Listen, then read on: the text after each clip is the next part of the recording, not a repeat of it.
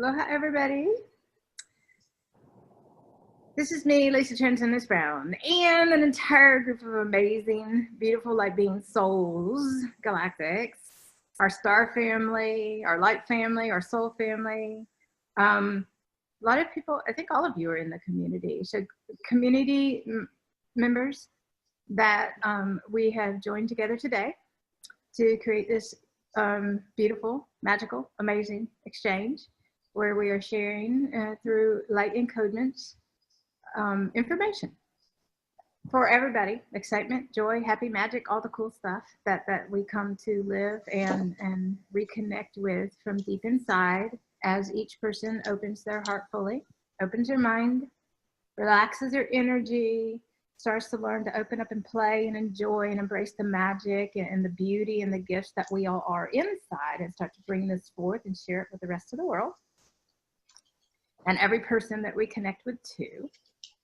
We're each going to share our experiences, some of the joy, some of the crazy, some of the wacky, some of the, this is about when we transition from old earth reality to a new earth reality. From inside of us, we start moving with our body from a linear reality to a non-linear one, which eventually becomes completely quantum. But part of the process is breaking down all the linear perceptions of everything. And so we are to be non-linear today. We are bringing our joy. We are jumping all in. Everybody's going to share however they want to. We talked about it earlier. We're not here to be, oh, hold on, let me wait my turn, polite. And we don't do that the linear way. You bring your excitement, you jump in, you share. So for those of you really non-linear that this irritates you, good. For those of you that are all in the energy, exploring and playing, and this is about, I didn't do the topic, where nobody cares. We started out calling this crystal creation, but then we realized that it's crystals, it's rocks, it's stones, it's sea glass, it's the entire crystal kingdom. It's elementals. It's on a multidimensional level. It's all energetic, and it's what we feel. It's a connection, and it's reconnecting to the crystal kingdom and through the crystal chambers of our heart. To activate our crystalline grid inside of our body, which will evolve into Christed consciousness as well. Each person here plays a part as a crystalline gridkeeper, which is a part of gridkeepers and gatekeepers and a lot of the service work that we do. That's one of the many, many, many things that for those of us who serve as gatekeepers and gridkeepers, it's actually our priority. It's a very important part, because gatekeepers and grid keepers, the ones who are conscious of what they're doing. In the beginning, for a lot of us, we didn't know we were gatekeepers and grid keepers, or we heard the word, but we didn't really know what a gatekeeper and a grid keeper does. And technically, most everybody doesn't understand what a grid keeper does until you actually start doing it and the many facets of it. It's basically dedicating your entire life, self, body, and everything to higher consciousness humanity, and anchoring the light codes, bringing forth the knowledge of higher consciousness existence for the evolution of humanity on a DNA level, and with your body and the grids of your body and the templates of your body. It's a complete evolutionary process. And it's one of the greatest honors that we can hold. It can be very challenging when your body's going through the upgrade process, which a lot of the people on earth are going through right now. So this is going to be really important.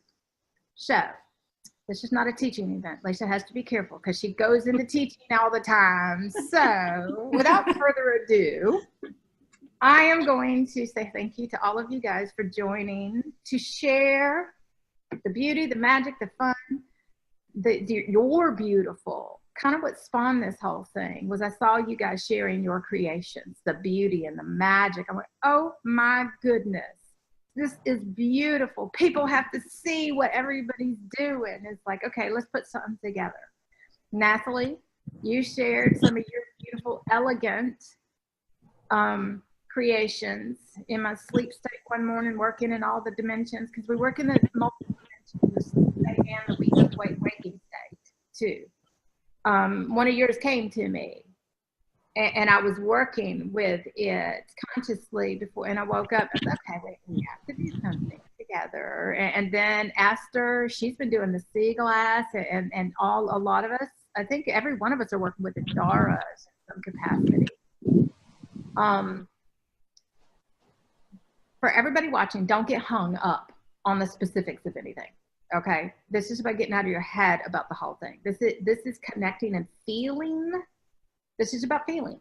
Opening your heart. You gotta feel it. You gotta be all in. You gotta get in there. You gotta get dirty. You gotta use, we call it coloring outside the lines. You gotta break out of those limits and conditions and barriers and all of those beliefs that you got. Throw them out the window.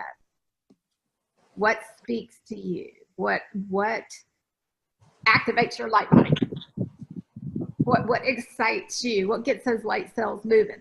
What opens your heart? What makes you cry at the beauty? What makes you feel all fuzzy wuzzy? What makes you feel the magic and the bliss and the amazing stuff? Your linear head is not going to be the answers. None of it. You got to be all in there, and you got to feel. So got to let go of all that stuff. Bring the freedom. Bring it all from inside and radiate it out. So what we're doing today is to help activate in a multitude of ways. Everything we do is an activation of higher heart consciousness. And then we move into higher mind consciousness. Once you learn how to live from your heart, then you get to move into source consciousness and conscious creating and all this kind of stuff. And then much higher mind consciousness, then you actually get to see how everything comes to be created as far as all realities. And you get to take a very active role in consciously recreating your entire reality from scratch. It's beautiful, but we have to start somewhere, and it's by getting out of our head. So Lisa's gonna be quiet. I know. We are going to, today we're going to share stories of the crazy wacky stuff we've done through the years. We're going to share the excitement. We're going to share all that. And we actually had a brief 8-hour conversation yesterday. 30 minutes turns into 8 hours about all the fun stuff that we've done. And it's important for us to bring in, this is all about creativity. Create, explore, let go. Take your camera. For me, it's taking pictures. You know, through the years, my universe was like, get your camera out, take 400 pictures. When you get home and go through them, you're going to start seeing things you couldn't see. And it actually starts opening up access on a multidimensional level to other things. It's a part of the process. Mine is visual creation. What you guys start look at Esther. Yours is feeling, visual creation. Kim, Nathalie, with Eve, all of us, when we're doing, what is it? It's a lot of people don't understand a lot of this is visual, which activates and stimulates your senses, activates and stimulates and enhances your creativity, activates and stimulates. One of the things when we start opening up to the fifth dimension, higher vibrational earth, new earth, we use all these different words because they energetically, they kind of mean different things, but they all end up being the same thing in the long run. Is it's through beauty. When your heart opens and you reconnect with Gaia's consciousness, but the beauty and the magic and the exploration and the playing and all of that. And then there's other phases later with different light body phases, but we're going to stick with that one for a little while. We got to start there. Bringing our skills, bringing our gifts, bringing our own expression, bringing what we see through our heart, visually, of what's beautiful, what will open people's heart. It's all a part of the process here. And we can do it in every capacity, in every way, and each person will do it their own way, which is the beauty of the whole thing. So when you guys, we've set up a page dedicated to each person sharing, each person that felt to do so is providing a free activation gift for you to download and have and utilize and activate through your own consciousness in whatever. Consciousness is hear, see, feel. Consciousness is For me, it's visual. It's a stimulation of all senses and stuff. So it's a whole experience and stuff. For other people, it's like, oh, my heart opens when I feel the vibration, which is going to be a part of the process. Learning to feel with your body and your energy and everything too, connecting with the energy of everything. And so when you look at each person's creations, when you look at each person's sharings, you'll actually start to see the energy of where they create from. You can see different expressions. Some do jewelry, and you can see the beauty and the energy that they put into that. And this is really starting to appreciate and see what everybody's putting into and sharing on a whole different way, and actually valuing. This is a complete different value system. Valuing, this is our light body. This is our crystalline light body, which becomes beyond important for all of us, because it's actually what gives you access to the higher dimensional realms and awakens everything, so you can have multidimensional experiences and anchor your new realities here and create and explore and experience on a multidimensional level, from a multidimensional level inside, because it's all inside, but everything is inside, and you bring it out from inside in order to access that. Occurs in different ways. So this isn't a thinking. This is a being and a feeling and a doing from the being feeling place. And it's with the whole body. It's through your presence. It's through your divine essence. It's through your sharing. It's through your openness. It's through your own freedom, your free energy, the exchanges. Very different reality than the old realities were. All right, I know that took me 10 more minutes to say. So Lisa's going to be quiet. And who would like to share their wild, weird, wacky, awesome, mind-blowing, simple, fun experience? Who wants to start? I'll go. Go for it, sweet Lori. Hi, everybody. I'm Lori, and I want to talk about my first experience with Andaras. And I bought they were called Happy Wizard Magical Set. Yay! There were I remember those. Hi. Hi. And along with the Andaras came a nice little sheet of instructions on how to connect with them, putting them on your body, putting them in the sun, taking photos of them, just taking them everywhere with you, playing with them. So the first night I put them out in the sun during the day, and then I took them to bed with me and put them on my body, not knowing what to expect. And it was magical. I had this amazing, expanded, almost trippy kind of experience. It was beautiful. It was absolutely so much love. And I've never been a person who has been sensitive to energy, or so I thought. And this is going to sound really bizarre, but they started communicating with me. They started talking to me. And I didn't know what to think. And I got a little bit afraid. So I took them off my body and shoved them under my pillow and shut it down. Yep. And slept peacefully through the night. Got up in the morning, and sometime during the morning, I misplaced my blue one. And I've never found it. But I missed it immensely. It was like a longing for it. It's so family. I did connect with them during the night, even though they were stuffed under my pillow. And I loved them. I realized that I deeply, deeply loved them, as strange as that may sound. But I got hooked, and I started buying more and more. I was like the crazy cat lady, only it's the crazy crystal lady. And I had to take them everywhere I went. So I stuffed them in my bra.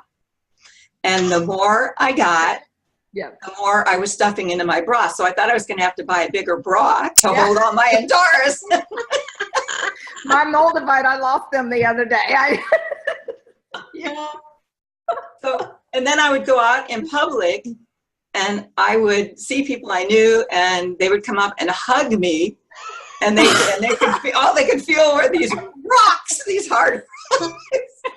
And they'd back up and give me the strangest looks. Nobody ever said anything, but that brings a new connotation to the old phrase of rocks and socks. Or over the shoulder boulder holder. Anyway, I love it. Yeah, it is so true, though, isn't it? We do the wackiest, wildest things, and we go ahead. I'm a big fan. No, that's pretty much all I had to say. Other than oh, that's beautiful.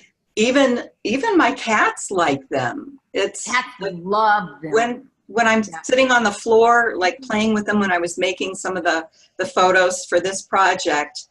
And I couldn't even take the pictures because the cats kept coming in and flopping down right on top of the Andaras. Well, and I want to say this to you. Cats love high energy.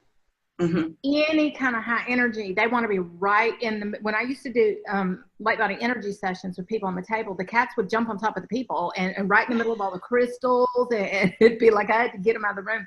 Cats represent the Lyran energy too. Mm-hmm. So just so you know. And when I started activating the energetic grids of New Earth, it was the Lyran energy that brought the energy grids through. Just so you know. Cool. Okay, so that's it for now. Thank you, sweetheart. Oh, that's awesome. Okay, next wild wacky. We're just gonna go with wild and wacky for a while. I have a story, Lisa. Hi, sweetie.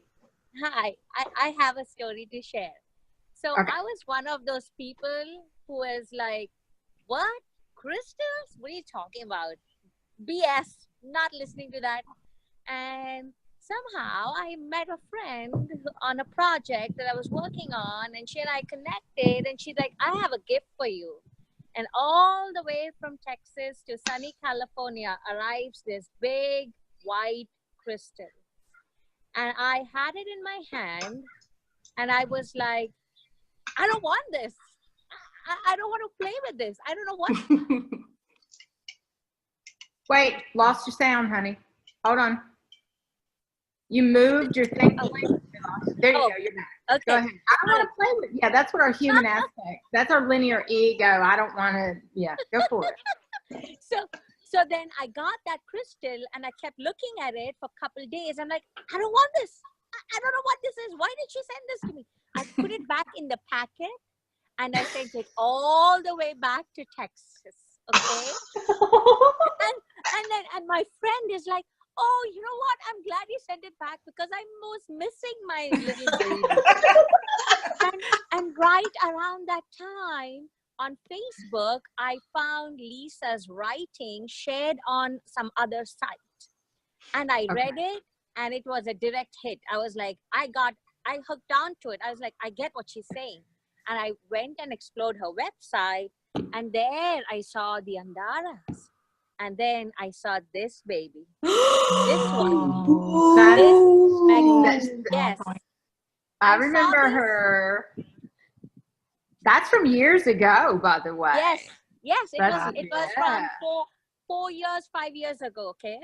And I remember that one. But believe me, we know every one of them. You do. We don't forget any of them. Go ahead, sweetie.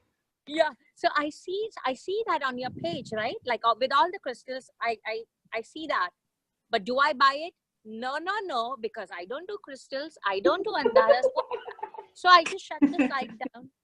But every single day for like a whole week, my brain kept going back there. My heart kept going. I kept seeing pink Andara. And I was like, you know what? I'm just going to buy it. Yeah. I just bought it without thinking. And the moment it came home, I saw that little thing with a sand in it, and your currency. And, all the stuff I sent. The fairy $1 million. Yeah. Yes. And so, do I read the instructions you have written? No, I don't. I don't need instructions, right? I'm so smart. I don't need any instructions. I toss it away. And then now I have this in my hand. I'm like, I'm looking at it. I'm like, I don't know what to do with this. So anyways, I go to bed and I'm like, maybe I'll just put it on my heart. I was like, that just seemed to be the right thing to do. And oh my God, I felt energy running through my whole body from here.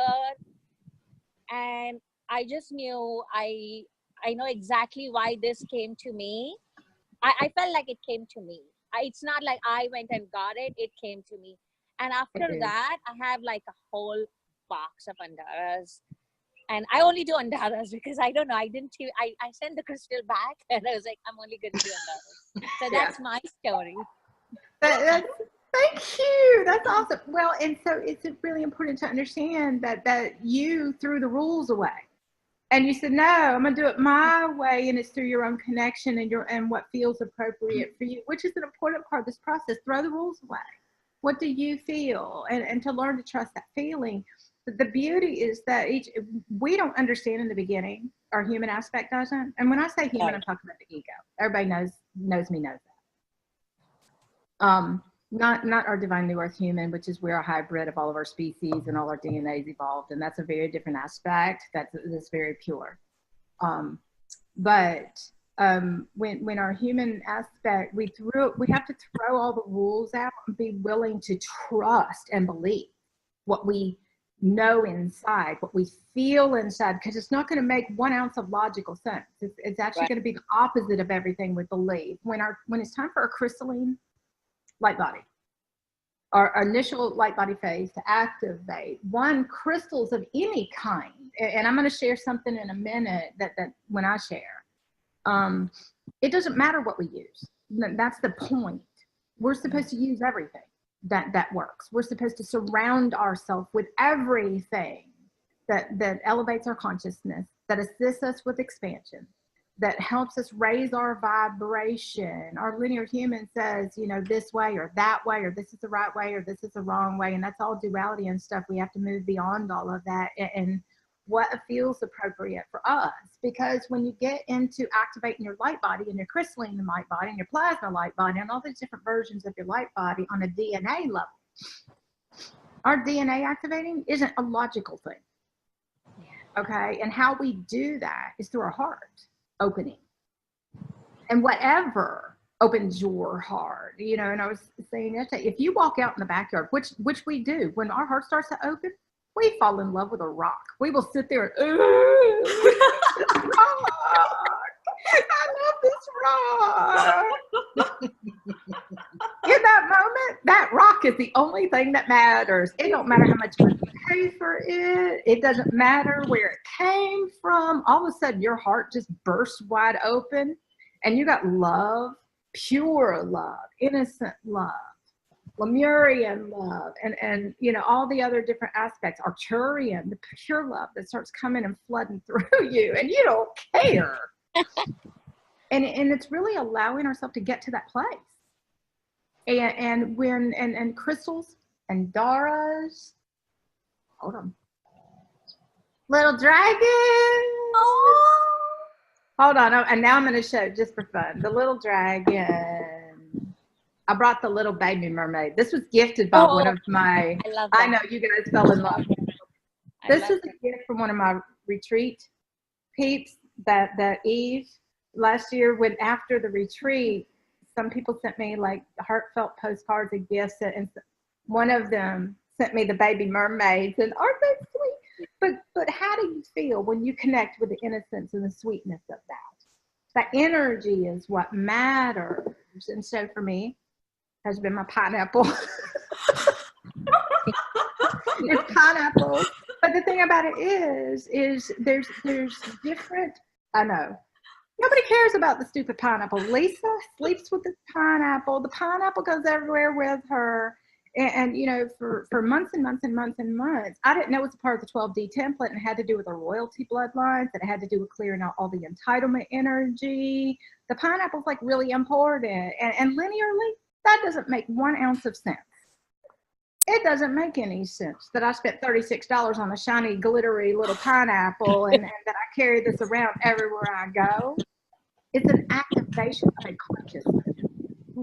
Has nothing to do with what any one of us think any of this is. Years ago, the purification, there are different levels of purity that we achieve inside of us, and it's a part of the purity template and purity consciousness. We have Lemurian consciousness, we have galactic consciousness, we have all these different levels of consciousness that we're activating all of the time.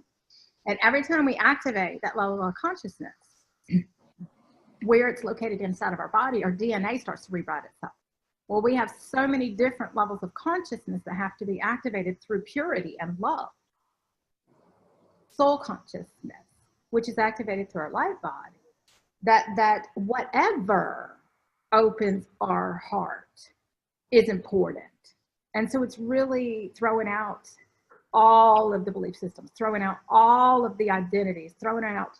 Go ahead, Miss Esther, because she has a beautiful story to share, and then I'm gonna share some other stuff. Go. Yeah, it was talking about that. It's the C class, which a lot of people just consider that to be rubbish, you know. And you know, you go along the beaches. I'm in Scotland, and go along the beaches, and there's people who collect it, but it's to put it in the trash. You know, they don't appreciate this at all. And when I came across it, I fell into it because I feel into energy and feel everything around me, and the energy of a lot of the sea glass is so pure, you know, even although it comes from bottles and different other everyday things, you know, it's the feeling of the ocean and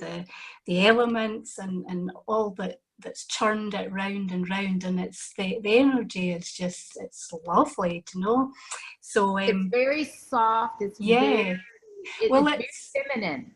So yes, it's soft, but it's very powerful as well. Yeah. And it's very uplifting. You know, not every piece is the same. They all have their own energetic signature, and feeling into that, they're all different and all unique. So they're like the Andaras, they're like everything. So it's lovely. It's lovely working with it. And the things that you create, the beauty that you create, and you take in. And this is the thing, is we don't understand in the beginning, part of activating our new earth realities is imagination. Yeah. We have to basically just imagining, opening up the lucid dream, all of the weird, bizarre and stuff like that, and all this stuff. It's all a part of the process. And a lot of this is taking that imagination and creating what doesn't adhere. Yeah. To well, it's very much a co-creation as well, because I don't pick up every part. There are some pieces that to look at, they look beautiful, but I pick them up and feel this one doesn't want to come with me, so I have to put that back to the ocean. And then others come and they want to be either jewellery or art or whatever I'm making, and it's a real co-creation. It's a beautiful process. It's very expansive. Well, and with you, when you say co-creation, it's important to understand it's about a deep interconnection. You're actually really connected in that space. You're actually listening and you're open. And so this whole thing is about us reconnecting from that place and being really present.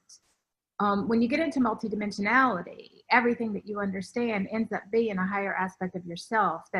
And so all of these things become an aspect of you. You feel them, you connect with them. You are them. They are you. There's really no separation.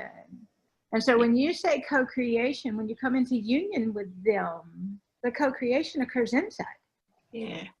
Well, I'm photographing these bits of glass. Oh, yeah. And people are looking with that nut over there. What is she doing? Do you know? And it's like they come over sometimes and they say, "What are you doing?" So it's a lovely opportunity to share it and to maybe inspire others to collect it and look at it. And so and one of the things I love about what you do, it's simplicity. Everything you're doing is it's simple beauty. Just like, you know, Nathalie, hers, it has this elegance. And everything she creates is just completely elegant and inspiring. Yours has this simplicity, which when our heart starts to open from purity, the divine child, everything is very simple. Everything is very pure. And so that simplicity comes through in the things you create. You take this and you create beauty through simplicity, which is inspiring. So I love that about what you do. And there's simplicity. It's kind of like bringing everybody back to what's simple. Yeah, well, there's so many. I've got a crystal boy as well, Jack, and yes, you do.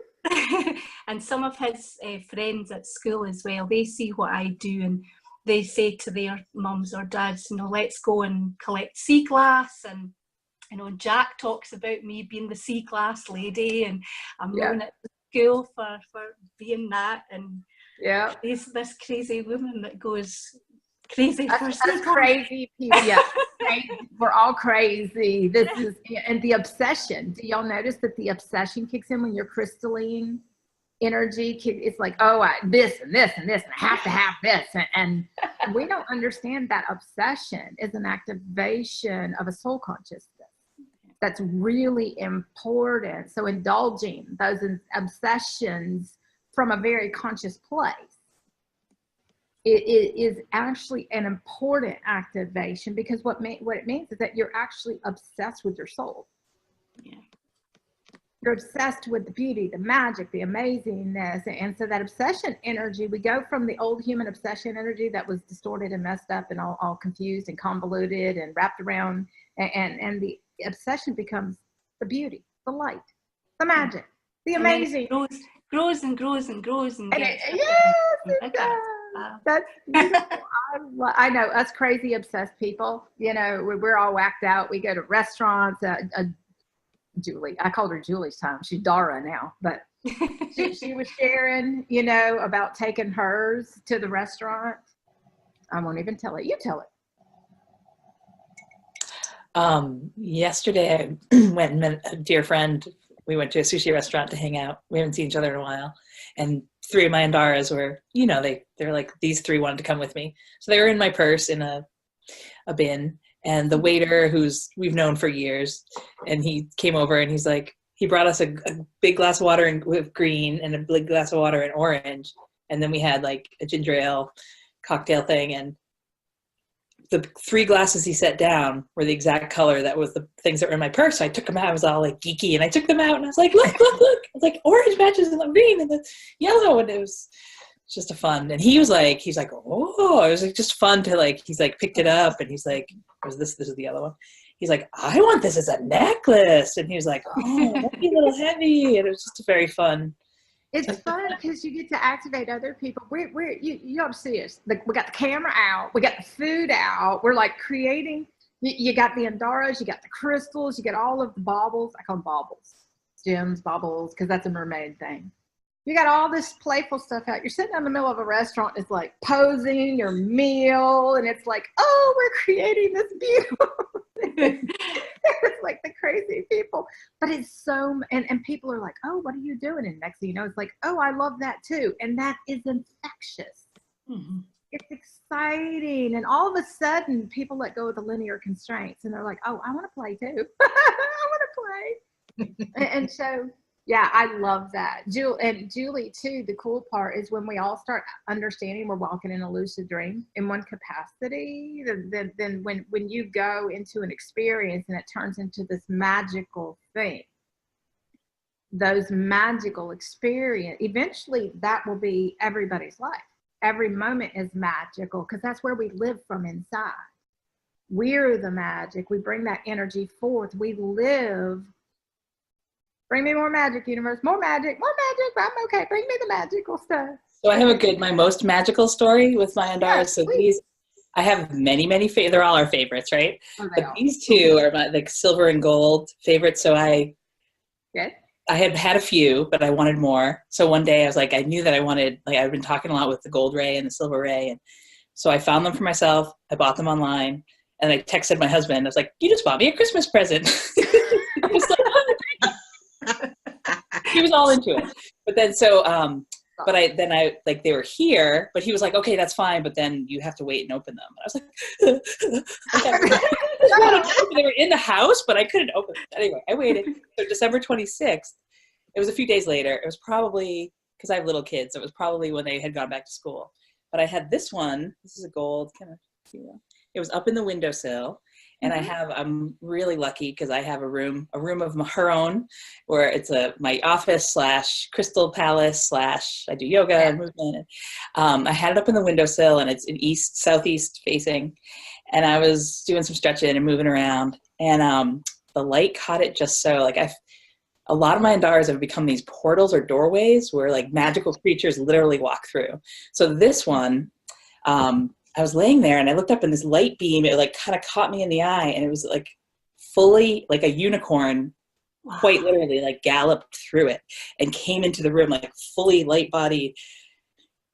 And I was like, okay, like, wow. And it was very spectacular for sure. And then I had like somehow to like grab my phone or grab the camera. So I got a few pictures. Maybe that should be my activation photo of the unicorn. Like it was like lit up and backlit, and now it's been in there. And then I have other pictures of this one too, where there's like this whole team of unicorns that come and gallop out. So I have several. I have one that, dragons come through. I have this one, Sasquatch, like they literally, like, and sometimes they change like who comes through which crystal, but they come and they like they take form, or they take light body form and like move out from the crystal. It's part of the holographic access. You yes, actually thank you. See everything I know. I was letting you talk for a little while. I remember going through all that. That's actually where we live from. It's that holographic reality. That's part of the pineal gland that happens when we start activating crystalline consciousness and our heart opens enough. Is our pineal gland and stuff, which is a part of what everybody goes through with all the head stuff, neural pathways, pineal gland, and all that kind of stuff. So being able to see holographically, for a while in the beginning, it's like, oh my goodness, it's a big deal because we didn't have access to that. And then all of a sudden, I woke up one day realizing I lived from that holographic. I've been living from that holographic reality. That's why nobody understood me. I'm like, oh, I didn't have a clue. Because your whole life evolves and you don't really quite understand how different everything is until you actually. So is that part of how we can, when I buy new ones now, like I connect with them before I even see them in a picture or online, like you feel them, right? Or once you've actually purchased them, you feel them coming in the mail to you, and they click on a multidimensional level. They're actually, all of these, whether it be an Andara or a crystal, or a meteorite, because a lot of us work with, like for me, it's all the Moldavite, which I'll show you. My new babies. But all of these things will be working with you as you activate where that is inside of you. You might, on a consciousness level, in a waking state, might not be completely aware. But multidimensional, in your sleep state, they're going to be working with you. And so we're actually a lot of people, I work with people, I show up in people's dream state, and they're like, Lacey, you were working with me all night long. I've been doing that for years and years and years. The Andaras, crystals will actually start in one capacity, they're working with you. The other capacity is activating in your crystalline grid, and it's actually going on inside of you and your perception. Does that make sense? It's a DNA thing. Mm-hmm. And so while one perception is that this is occurring, on another level or perception, this is actually occurring. But if you shift over here, that's the part of Diamond Light Code Consciousness, is that it's different perceptions based upon mentalities and vibration. Until we actually achieve the vibration with our body, we don't get to have those experiences. Mm-hmm. So as our heart opens, our body is raising its vibration. It's releasing everything that's not the bliss, the magic, the amazing, and all these things, which is what everybody goes through, and the human aspect doesn't enjoy all the clearing processes. But yes, you get to access all of this again. This is a returning to higher states of consciousness, which is where we all originated from to start with. We just forgot it all. We went deep asleep. We entered the veils of amnesia. All these words we use. It's a physical density thing. It's an activation of consciousness, which is through love. which is through deep inner connection, which is through beauty, which is through visual, which is through energetic, which doesn't conform to anything linear. So the fact that, yes, they talked to you, they told you, you connected with them, you ordered them, they got there, and it's like, don't let me, I want to open my gift. It's like the child going, no, but please, can I open it now? It's that excitement, which is awesome. Cool. Thank you, Miss Julie. I'm going to call you different names. All right. Who else? I know Kim. Who was that? Me, Lola. Go, Miss Lola. What would you like to share? I have this red under. Yeah, I remember you. I know all of the ones you guys that you got from me. I know every one of those. Go ahead, sweetheart. Yeah, and I had a funny experience a few months ago. I had been working with her and the set she was in for, I don't know, a year and a half. And then I felt like getting another set. So when the other set arrived, this set said that it's time for you to let us go. And they just chose a place in the house on the windowsill and said, this is our new spot. Do not move us from here. We're enjoying the sunshine. And one day, after I'd been working with the other set, I felt like moving the red one, and I thought, well, I'm not gonna move it. They said I shouldn't move them, so I respected their choice and didn't take them with me outside. And I did a grid activation, and I was seeing the red one. And then I started regretting that I left it home. I mean, what am I going to do now? It's the centerpiece of my grid. So in that moment, when I realized it was the centerpiece, I became the Andera. I was in it. And then after I contracted down, it became my whole hip area. Like it was this huge piece, and it was like, oh, so she doesn't need to move. She's inside. I too. When I first started working with them, I went to sleep with one, which was a starseed one. It's actually going to be my free gift that I give. It's got a Syrian light beam in it and stuff. So I have to find the original picture because you can actually see all the details. But activation is an understatement. But I remember laying one on my body and going to sleep, and I woke up in the middle of the night, and inside of me had turned to the blue aqua liquid, and it's a part of the crystalline structure of your body. It's a part of because everything's a part of a whole. Everything's a part of a bigger picture. It's never that one activation. All of them for years and years and years and years. They're all a part of the bigger. And I did the same thing, but in that moment, the words are, we are Endarians. On this whole new, so Lola, as you're talking, then when we're talking about Endara specifically, we become Endarians. And it's actually, and we haven't had the conversation in this video, but crystals serve a different purpose for the carbon-based physical body. And for activating the light body, we're talking about the quartz crystals and how that comes into play. The Endaras serve a different purpose for a purification process of the crystalline light body, which is a different template of our body. And so each one is important. It's not this or that. It's this and this and this and this and this and this and oh, not this one right now and oh, but this one right now and oh, but now this one, and you're bebopping all over the place. And you know, my Endaras, every time I go out, they go everywhere. You know, they're in my car, they're in my pocket. My whole bed, and we're going to talk about grid in your bed. My whole house is a grid. Years ago, it was like grid the whole house. The whole house is a mega monster crystalline grid. But I didn't know at the time that's what I was doing. It's just I was listening to my universe, me, say, do this and do this and do this and do this. And then I woke up one day, what I started to understand was that it was able to sustain and maintain vibrationally by filling my whole place with the high vibration. Now, most people can't stay in my house because the vibration is so high. Their nervous system, it's a nervous system overload, because we don't understand the nervous system, the immune system. We don't understand the glands. We don't understand the cellular body and all of the DNA and all that kind of stuff, and how our physical body works.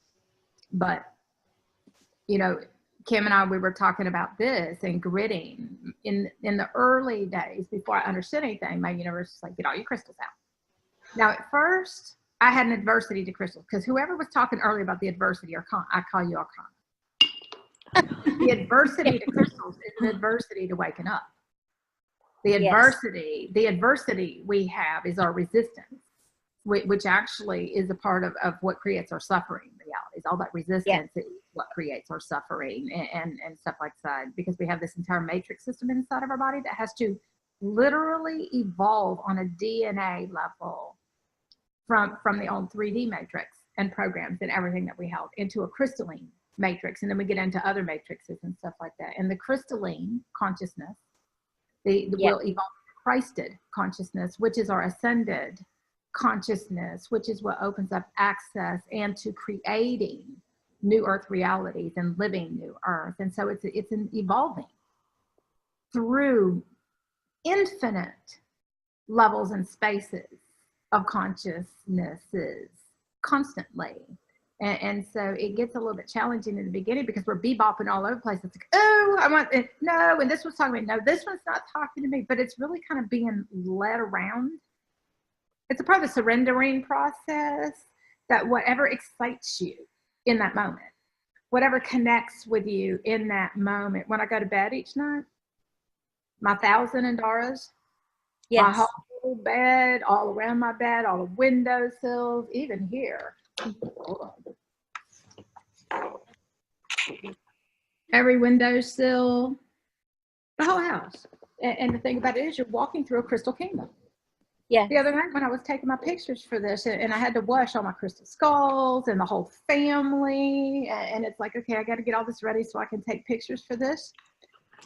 One, it took me 2 days to wash them all, and then to set them all back up. And when I got them together and started taking the pictures, it's like, I have recreated the crystal kingdom. This is the whole thing is magical, amazing. It's got the dragons, it's got the unicorns, it's got Atlantis, it's got Lemuria, it's got the galactic, and it's family.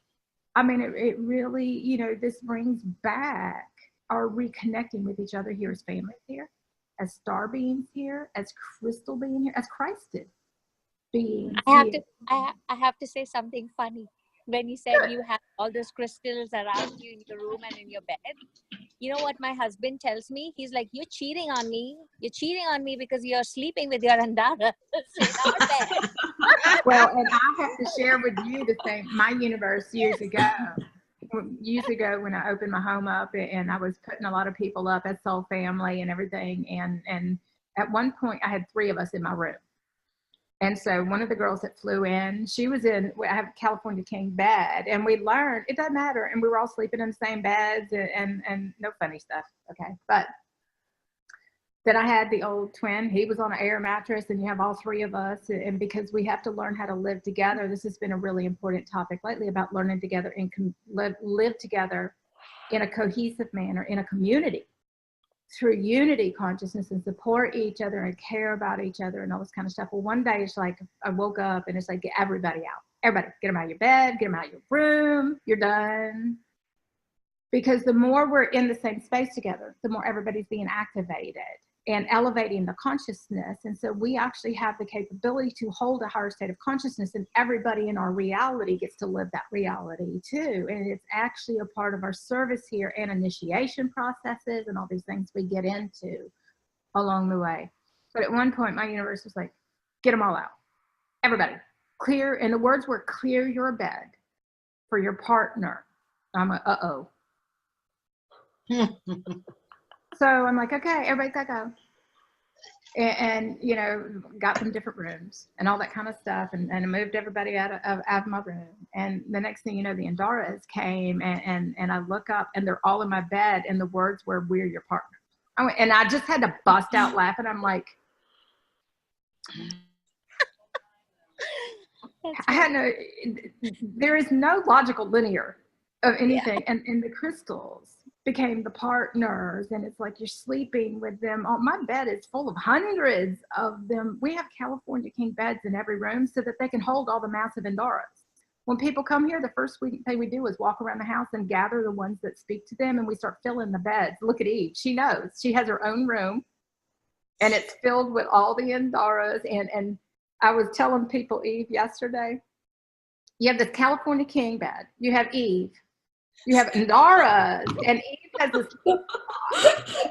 and the rest is massive Andaras. I'm like, don't cut yourself. Don't kill yourself. Don't you know. And we have to move them away from the edge of the beds. But it's hilarious because, and now we're going to go into Kim in the conversation, gridding the beds. In my early days, my universe was like, build a grid. And in my early days, before I understood anything, but I actually was going through, I'd already gone through ascension of my consciousness, but then you have physical body ascension that actually takes, you know, years. Sometimes it's not an overnight process because it's a completely, as you hold the state of consciousness, your DNA rewrites. If you're not holding the state of consciousness, then your DNA is rewriting and your physical reality is going sideways on you and you don't understand. And so being able to hold the state of consciousness while your DNA rewrites in order to reconstruct your reality on a soul level, it is a part of the mastery process too. But in my early days, my universe was like, grid your bed. So I got all my quartz crystals. We were laughing about the quartz crystals and how it activates the light body and it triggers all your fears, all that vibrational. It's vibrational discordance. It's a vibration that your body can't hold anymore. It's a clearing of immense programs held in the body on a cellular level and in the body templates and grids, because you have templates and grids and all this kind of stuff.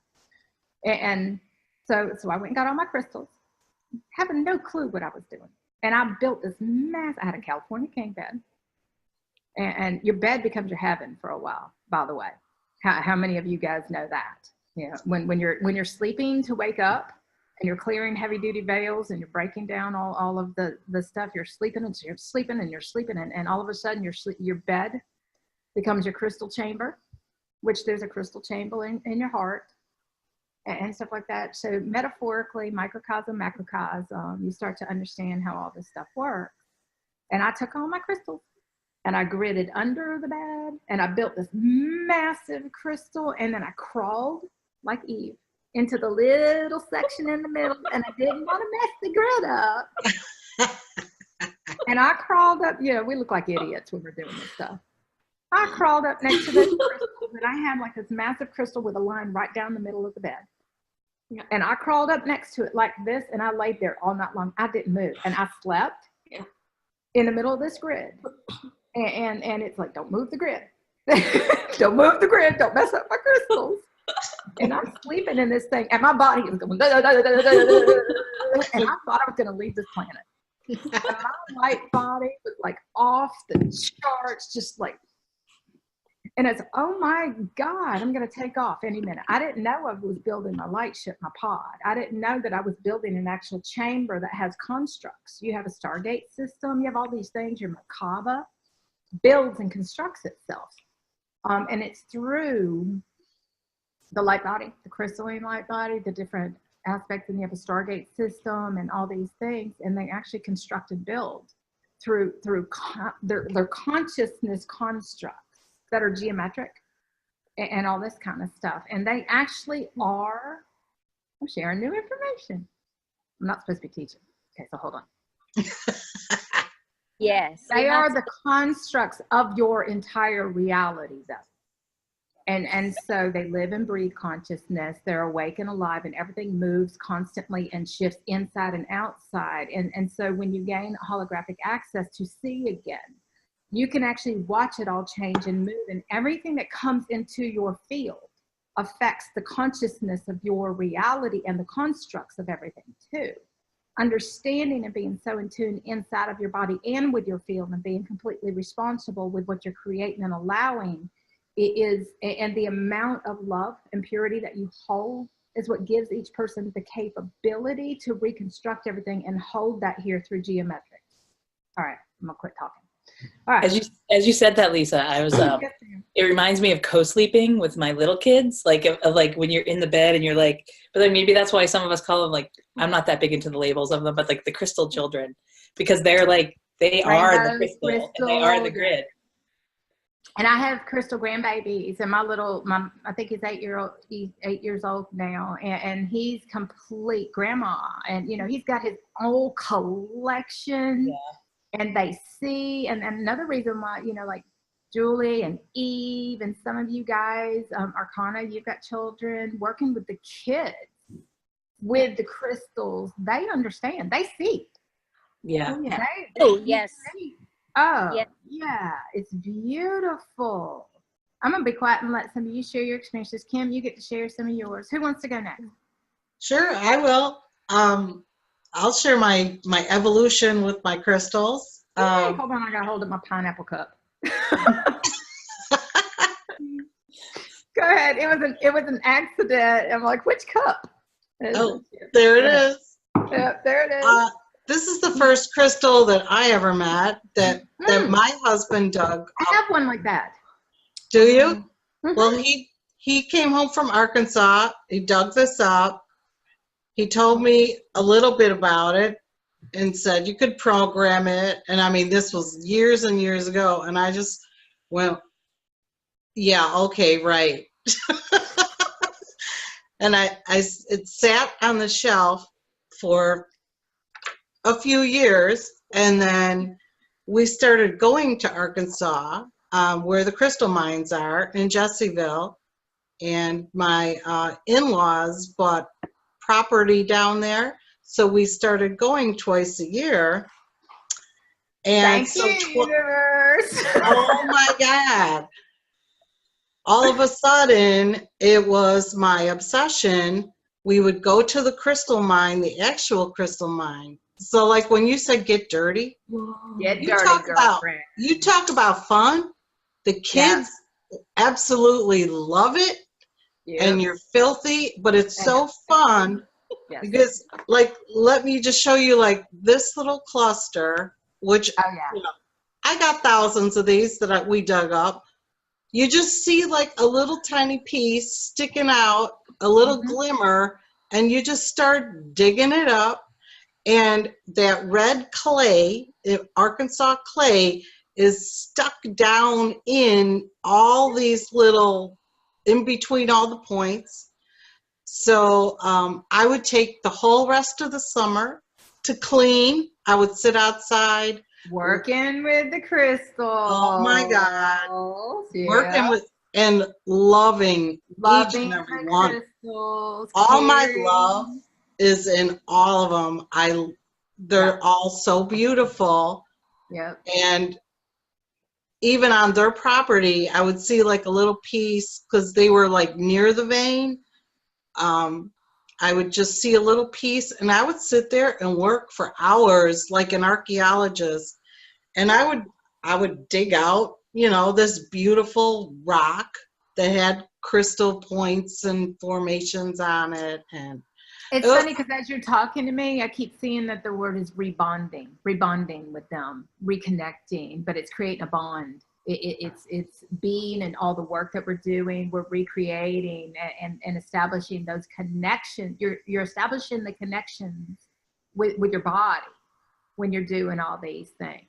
So as you keep talking, I keep seeing rebonding as far as a part of reconnecting. Does that make sense?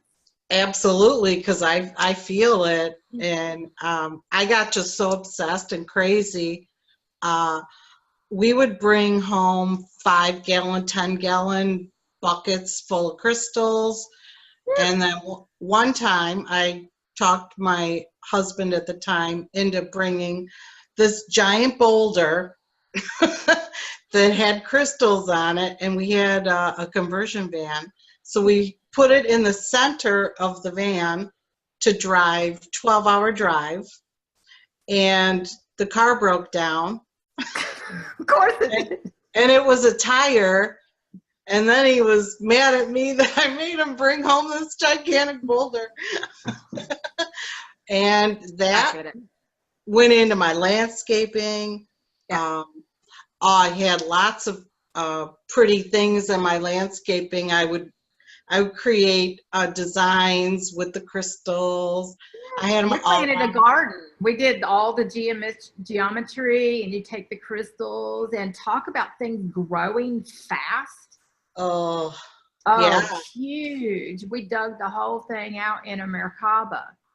And we and stuff that would have taken months and months and months, that thing grew within a matter of weeks, just blew up massive when you start working with the geometrics and the crystals and stuff like that. It's really cool. Sorry, go ahead. Yeah. Well, I didn't even know what I was doing at that time. We don't. Then I started taking classes. Then all of a sudden I got all my gifts within like a matter of weeks. It was just so it's important to understand classes are just awakening what we forgot. Oh, sure. We're not taking classes. We were laughing about certificates yesterday. Yeah. and stuff like that. But you know, that is a part of when we're moving out of a linear and into a more nonlinear reality. And vibrational, energetic, and all that kind of stuff is a part of the nonlinear. And at first, we can't hear, see, feel energetically. We can't hear, see, feel all of these ways. And so, some of the linear practices are important to get us to connect and feel and engaged and interact. But they're just creating new practices so that we can shift out of the old ways and over to different ways. And so when we take courses and classes, we don't understand the importance of re-educating ourselves completely, but it's through being exposed to higher consciousness. It's not going to be the old way. And so when we take a class, all we're doing is opening up to learning something new. And our perception is that it's new. We don't understand it's all inside. All we're doing is trying to activate what we already know. Yeah. So like all my classes and courses are light encoded. They go straight to where that information, where you hold it. And for all of us, when we're starting to wake up, we start researching, we start taking classes, we start taking all this stuff because it's a part of, it feeds our energy body, it feeds our soul body, it inspires and awakens those aspects that we shut down, disconnected from. So I think it's important to say that because a lot of people don't understand the importance of a complete re-education through higher consciousness is an awakening of where everything is inside of us on a DNA level. Yeah. And it's a process. And it just keeps expanding and expanding. As your heart does. I mean, I even got so obsessed with all these crystals and these little clusters that I started making, I don't have one with me, but these plaques. And I would glue down a cluster and then I would make like a little fireplace or, you know, a little bowl with apples and like these little designs in there. And that would be all over my dining room table. It's funny, you're reminding me of a lot of stuff I did in the beginning I forgot about. Yeah, too. I just remembered that just now that I even have something in my car that I glued like some points together, you know, and made like a flower. So I have it hanging in my car. Well, and I want to say this too, because you mentioned about reprogramming and stuff like that. We don't understand that we are crystals. Yeah. And so we can reprogram ourselves with any, so this is a part of clearing the old programs out, and a part of crystalline consciousness is becoming reprogrammable. It's gaining the access to change the program we live in. It's gaining, I know I have to say this because the light bulb, it's just like it just all came together right there. Good. We can program ourselves because we are crystals. Perfect. Yeah, we are crystals and we can reprogram ourselves. That's why I have the reprogram program up, and it's got crystals and Andaras in it, and it gives words, and people, you know, it's a starter program to get people to open up to understand. We run as humans, we run under programs. And we don't understand we run under programs and beliefs and mentalities, and all the energy and the constructs of all that is inside of ourselves. So as we open our heart up, we actually get to change the program. As we become crystals, crystalline and literal crystals in our body, your pineal gland turns into a massive diamond crystal, where you actually get to work through your whole body. Activates crystals all through the body. You can put your arm up in the sun and twist your arm around, and it'll just, when all the different rainbow colors. And I gained the ability to actually see through my skin, and I could see the geometrics. I could see all the different colors, and then I could actually take pictures of it. Who'd have thought our weird, bizarre realities that you can do those things? It's part of the X-ray consciousness that we get through the gamma light body too. But we are reprogrammable crystals. The more crystalline consciousness we hold, the more we can change the program of all of our reality completely. It's kind of cool. It's very cool. We think we're just programming a crystal. So, yeah, that's just our linear mind going, oh, I can program a crystal. And we don't look at ourselves as, well, I'm the crystal. I'm the crystal. And you guys know, like, I posted that video, like, you can see all the crystals on my skin, under my skin, and the glistening in the sun. And I mean, it's proof right there. Doing. What do we do? Go doing. Doing. Yeah. You know how much we don't really get until, that's why I like coming here and sharing like this. It's like, duh. One word just makes it all come together all of a sudden. And the beauty is the more light you hold, the more you're able to program at will. Because you're programming, and I'm going to say it one way, but then we change it because it's going to be a different perception in a different way. There's not just one here. But the more light you hold, the more, basically all we have to do is hold our light. Our body reprograms itself. All we have to do is hold that higher state of consciousness. Our reality reprograms itself. All we have to do is become Christed beings, which when I say all we have to do, it sounds simple.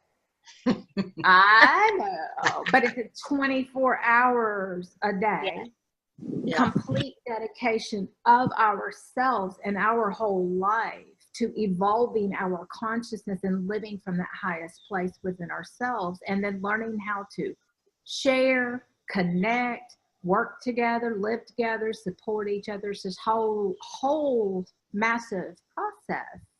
But we got to start somewhere. And crystals. So my evolution from all these, which I still have, and I gave a lot away, but I still have a lot. So because we will outgrow actual crystals when we hit a certain point. To Andaras. So this is my little set, and I'm sure Lisa recognizes, knows who they are.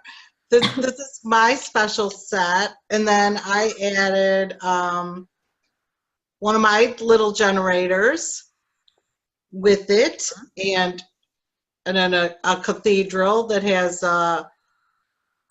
Lemurian. Yeah, record keepers. And which we're the Lemurian. So when you're sitting, okay, so Kim, when you're sitting there holding this Lemurian, and basically you're the Lemurian. You might be holding the Lemurian, but vibrational match means you're the Lemurian. You once you absorb, this is about absorbing consciousness. This is about absorbing on a human level. We're absorbing the energy of it, but eventually you won't even absorb in that way. But by you sitting there holding that, you'll become that Lemurian consciousness and that crystal, and you'll be the Lemurian. You'll be the starseed. Not really, but I'm making a point when I say this. Does that make sense? Absolutely. Eventually you put that one to a side, and all of a sudden it doesn't offer anything else because you're it. Okay. So I guess I still need it. Because it's, but you know, we were talking yesterday about the fear coming up in the body, the crystals and the quartz crystals being amplifiers to activate the gamma light body. And the gamma light body is the light body that activates a lot of physical experiences, but it also is what activates our Merkaba and helps us move out of the third and the fourth dimension with our physical body. So first we have to activate the consciousness. The activation of the consciousness and where that little place is inside, then that light starts moving through the body and working to clear the fears and the programs, but it actually starts building the constructs of your new realities, and it starts working with the grids, the muscles of your body. It starts working through the blood and the oxygen, and so the breathing, the entire body gets rebuilt, reconstructed constantly with all new, with a whole new way of functioning. It works through everything that is impure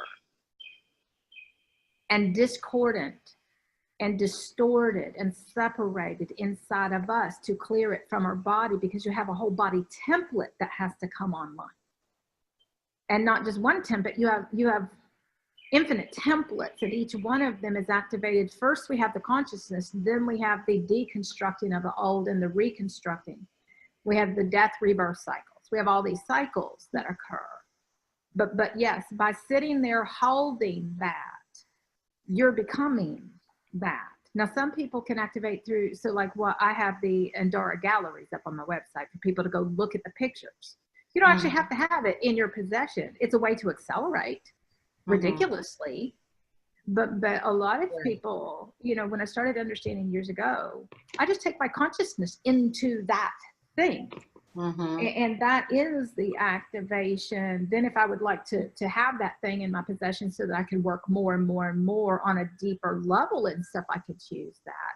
But just the pictures, that's why you guys are offering, you know, with the things that you're sharing is the activation of where that consciousness is, the activation of that knowledge, that higher light intelligence, those light bodies, all of it.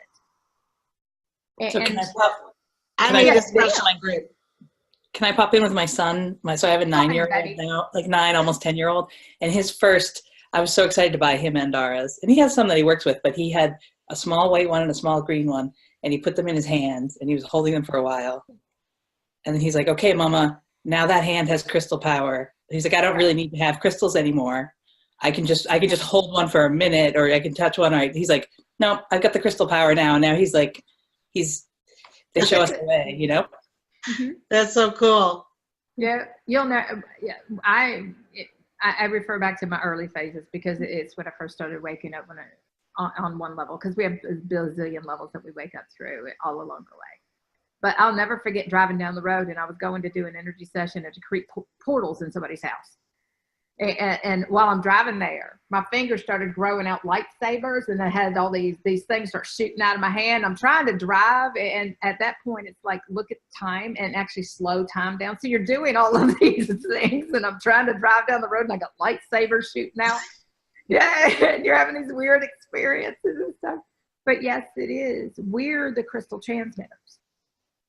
And the crystalline light body works very differently than the other light bodies do. And so your crystalline light body will actually go offline. It won't work.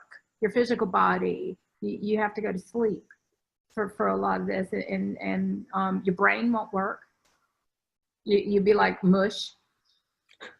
Esther, yes.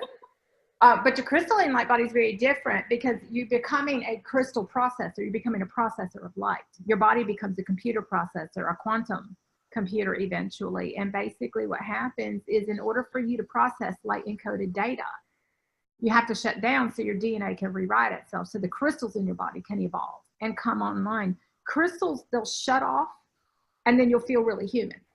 Do you guys know what I'm talking about? And it's like, I have all this energy, and it's like, oh, I got to go lay down right now. I can't think. Kim, yesterday, I'm like, hey, you guys want to come in? Kim's like, I can't understand this. I don't know what you're talking about.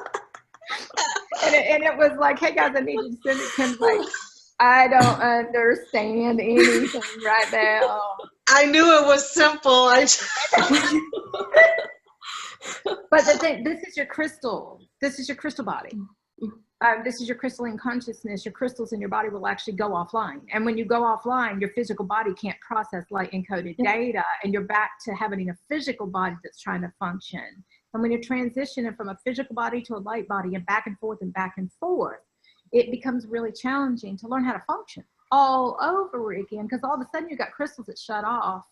In one moment you're a transmitter. Oh, I'm transmitting light. And it's like, oh no, too overwhelming. Oh, I'm a receiver and I don't want to receive. And you learn how to become a transmitter and a receiver and a generator of light. As you hold light, you become the light generator. And it's housed in your cellular body. So I'm going to say this because most people, I don't say this out loud, but this will freak some people out. But cellulite. Everybody's body gets bigger when our heart starts to open and our bodies start holding light, and it starts working through our lymphatic system. We start putting on weight.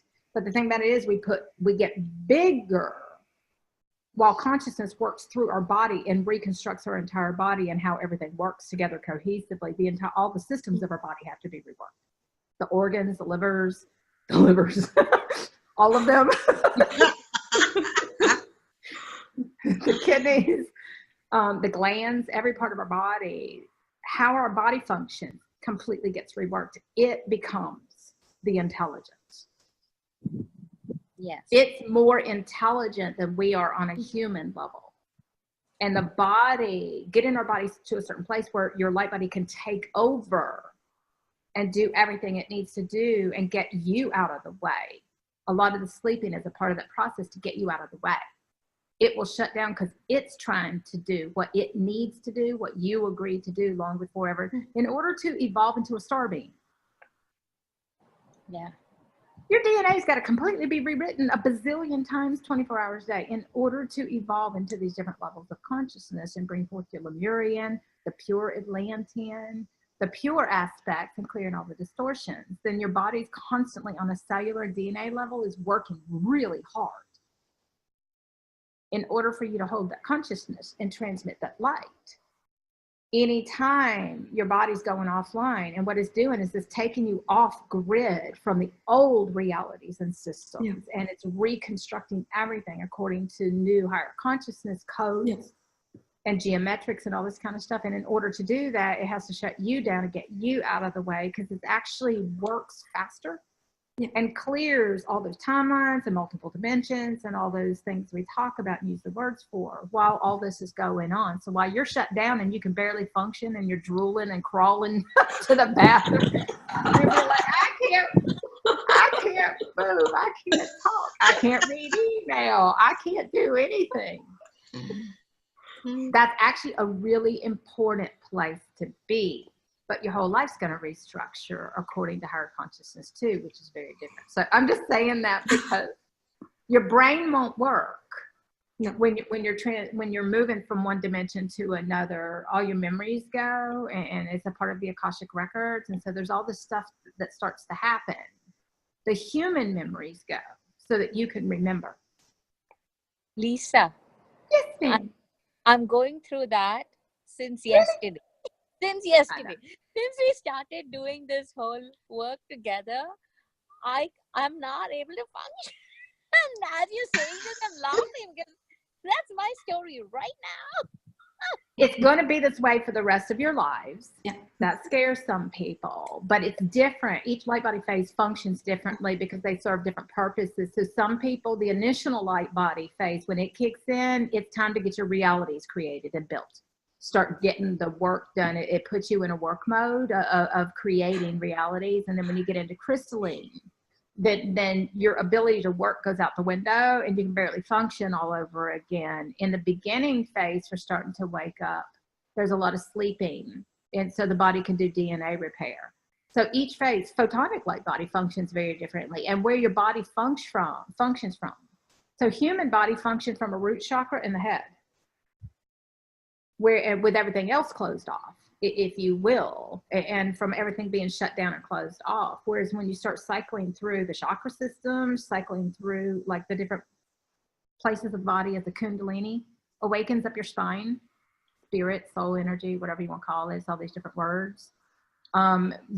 Each is Kundalini. There's many Kundalini awakenings. There isn't one. you might have one that stands out as that was my Kundalini awake. Well, that was just the big one. That you had a bazillion little ones all along the way. I have a funny story about that. Go for it. It's short, but when I started taking those classes and my Kundalini started awakening, my butt tingled for like 2 months. The numbness of your body waking up. That's your body waking up, by the way. But it felt amazing. It felt like a butt massage for like 2 months. And I was like, what's this? This is wonderful. It also stimulates all the sexual stuff. And because a lot of people don't understand how sexual energy plays into birthing your realities and how your body impregnates itself. It's a whole different ball game. Here, your belly blows up in photonic light and you're 10 months pregnant. And oh my God. And you got literal contractions. One day I was writing on Facebook and I'm like, okay, we're going through contractions. Some lady sitting on, she says, I'm sitting on my front porch wondering, does she mean that really? And then all of a sudden she's like, oh my God, yes, she does. It's like, and you're going through labor pains and birthing. You're actually birthing your new earth realities when you're going through all this weird, bizarre stuff. And the sexual energy is what basically impregnates your body. It's called immaculate conception. When I started going through all this weird, bizarre stuff, but it's also where your new realities and your creation energy and source creator energy are coming through you. And the sexual energy will clear out all the distortions of lack and need and all that kind of stuff and bring everybody into a very pure place, pure innocence and everything. So a lot of people don't even understand. I didn't understand until I actually went through it all. That's how you get your understanding. You actually have to go through it and experience it. And not one time, a million times. Because each time you go through it, you get a bigger part of the picture. Each time you go through it, you see a little bit more. Each time you go through it, you're like, oh, because our new realities are all geometric. It's all pieces and parts. Lola, I love that. Miss Natalie, I want to let you talk too. So this is about all of our experiences. We might look at that one with a purpose, but we really have to look at our whole life to understand. Our whole life here has been this. We just didn't understand the roles they were playing. We didn't understand what was really going on. We didn't understand how it fit into the bigger picture. Once you gain access to you have a bigger picture, which is your bigger picture. Then you have a much bigger picture, which is basically is called the grand plan. And you can see the much bigger picture for all of us and why we're on this planet, why we chose to incarnate here, come here, birth here, walk in here, be in this place, whatever words you want to use, because they're all true and not true in another way. But, and I'm going to say this really quick, is that our photonic DNA is how we, in one capacity, it's part of the teleportation of our DNA from process and everything. So I'm just going to say that, and then I'm not going into all that right now. But it's important because that's how your DNA as a galactic, your DNA as all these aspects and stuff awakens in your body and where all the memories come forth. And we have to clear out all the distorted ones. So, all right, Miss Arcana, yours. Yeah, I was going to say, there were two things I wanted to say. One was when Julie was talking about the children, both my boys would sleep right next to me. They are now 11 and 9. And until 2 years ago, that's how we slept every single night. And I felt like they were activating me because they both are there. Yes, and my son, right, if the moment I put andaras on him or he holds it, he's like, Mom, I feel like I'm getting dizzy. It's because he's vibrating at a really high rate, because they can go so quickly high, right? Light consciousness does that. Yes. And conscious, it throws us for a loop. It throws our balance off. We get really dizzy, and that's a part of light consciousness activating in our body. And because it expanded so fast, it's like, oh, I'm dizzy, but it's actually our consciousness in our body, which is, and you say that now, you've made me remember. I used to do that as a child, but we all thought there was something wrong, because we have these linear perceptions of what's causing this and what's causing this, and we have to get out of all the mindsets, because that's not the cause. That's not what you really think it is. It is something completely different. And stuff. So that's, yes. Yeah, and because they are like already high vibe children, just holding the Andara just for a little few seconds, that gets it. It awakens. It's an instant awakening. Yeah. And that reminds me of maybe Kim forgot what she had done for Halloween, but I remember because I messaged her separately because I was so moved and touched by what she did. She handed out crystals to all these children for Halloween, and it brought tears to my eyes. I was like, that's such a beautiful thing to do. So I messaged her separately asking, oh, I would love to buy. And she was like, I'm going to move. So Kim, I'm so glad we are on this, because I'm going to get in touch with you. Oh, okay. I want Kim to share that story, because that's important too. Because at Halloween, she decided, I'm a big glad. Go Kim. Okay. Well, like last summer, I was inspired to do what evolved into what was called Operation Crystalline Grid. So I would go to parks in my town and leave crystal grids as a gift for whoever would find them. So we do that all along the way as part of becoming a gatekeeper and a grid keeper too. I did the same thing, which was getting out with the crystals and the planet and the earth and planting them and passing them out. And I still do the same thing too. I still carry bags with me, and everywhere I go, everybody gets gifts. Keep going. Yeah. Well, see, that was huge for me because I was a hoarder. I loved each and every one of my crystals, which is thousands. And I didn't want to part with any of them. So that was like such a huge thing for me to start giving them away. It's a part of the attachment energy that's got to go. Yeah. My universe in the beginning, the Andaras were like, don't get attached. And it's a part of the obsession and connection. But there's also we have to be able to not get attached, which is important to clear that, because it'll correlate to humans and peoples and things and identities and all that kind of stuff. And it's a not attached energy that's very free. Does that make sense? So in the beginning, we do create that, but then we have to completely dissolve that. I know. So I knew it was a big thing for me to start doing that, to share. And then I wanted, to inspire other people to share as well. So we do, don't we? Yes. So then I was staying at someone's house for Halloween, and of course I had moved, and of course, most of my car was my crystals. And I thought, I'm going to give crystals away for Halloween. And she goes, well, I have candy. They're just going to think those are rocks. And I was like, I don't think so. So I got my little bowl of crystal. I put bunch of crystals in a bowl. She had her candy. So when the kids came to the door, she had her candy and I had my crystals. And what did they go for? Of course, those kids went for the crystals. And they were just so excited. One girl was so excited. She was running back to her parents, and I felt so bad. She tripped and fell on her costume because she was so excited to go show her mom her crystal. Yeah, my grandbaby, my grandson, he's like, Grandma, and it's constantly, he has his whole crystal connection. We open portals together. The children, they get this, it's like, come on, let's go open portals. He says, okay, Grandma. And the fun part is that it's like, okay, what crystal do you want next? He's like, oh, I want rainbow. It's all rainbow. Look. And I'm like, oh, of course it is. And one time I held up a gold one. He's like, Grandma, I saw that one in my sleep.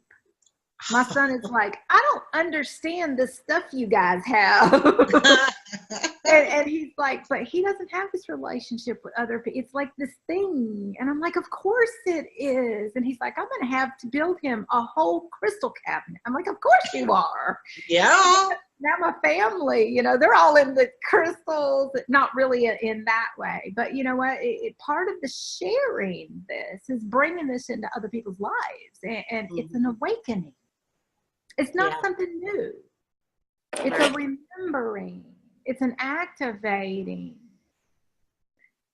Yeah, that's awesome. The kids and it was phenomenal. I just want to share this so I don't forget.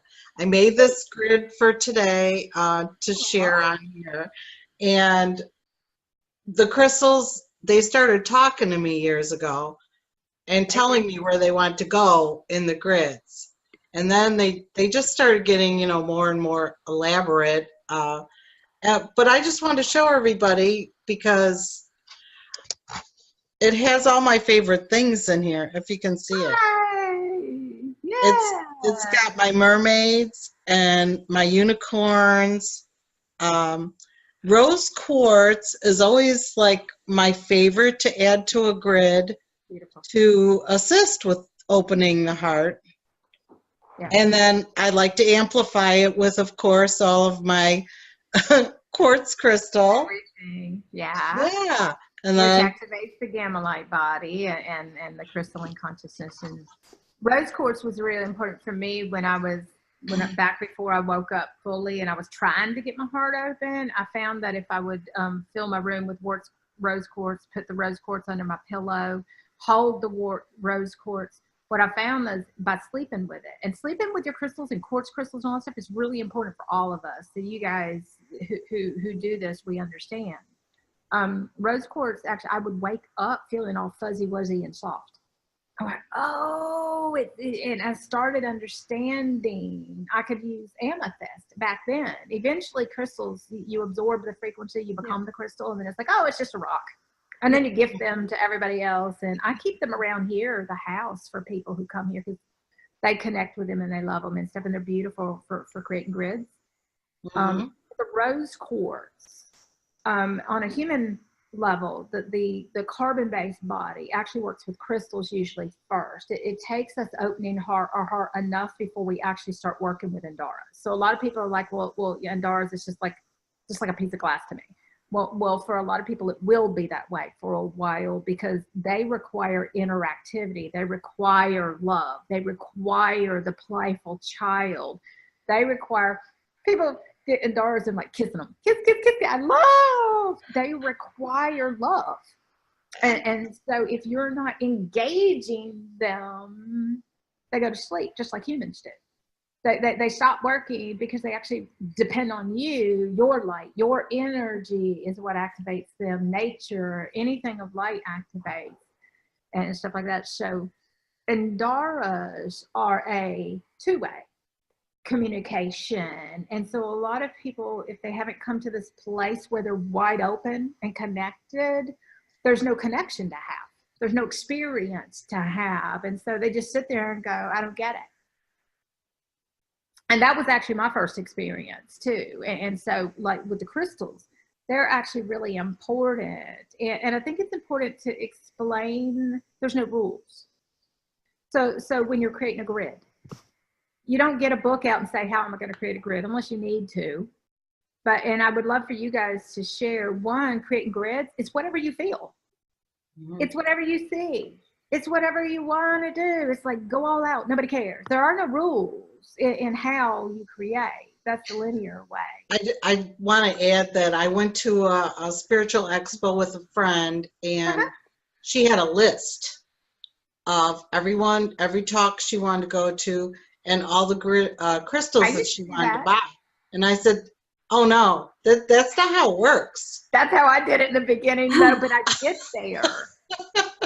That's why I wanted to bring this up, is because when I first started, get up and drive to the metaphysical store, get up and drive to the expos, get up and drive. I had a crystal mountain nearby. I didn't even know it for a long time. And I'd go sit on that freaking crystal mountain all day long because you're activating, becoming a crystal.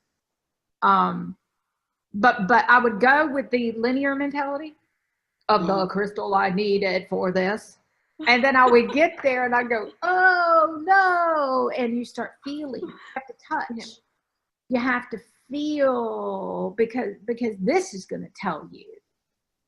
So that's a great point to make, because yes, this isn't linear. It's not what you think. It's allow yourself to feel, allow yourself to connect. If you need to make a linear list, because lists are a linear thing. Eventually you get away from the list, but you'll go back to the list later in a different way. This is about trusting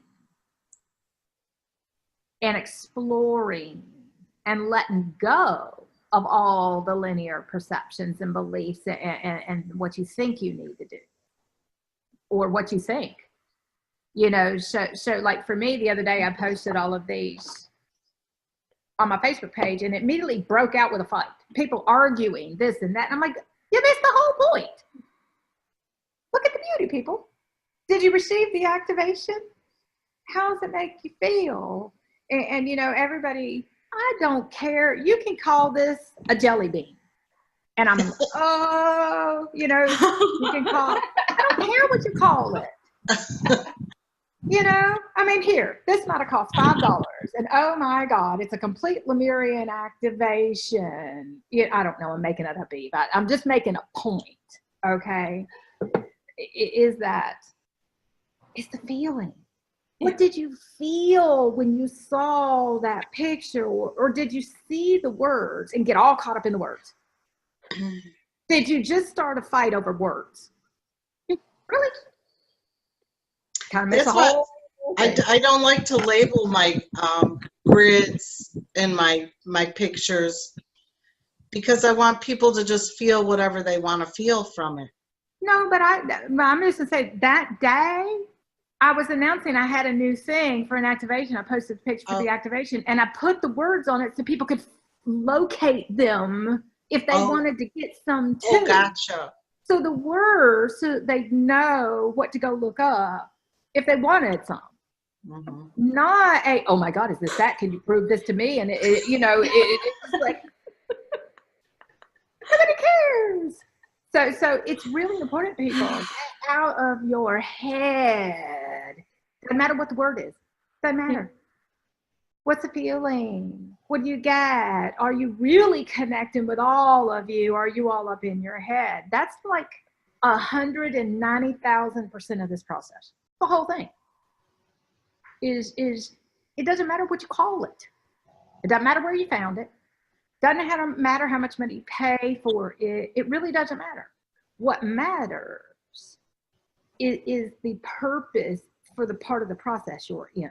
It matters how you value your soul's journey. It matters how you value yourself, how you treat yourself, how you respect yourself, how much you love yourself and each other and everything.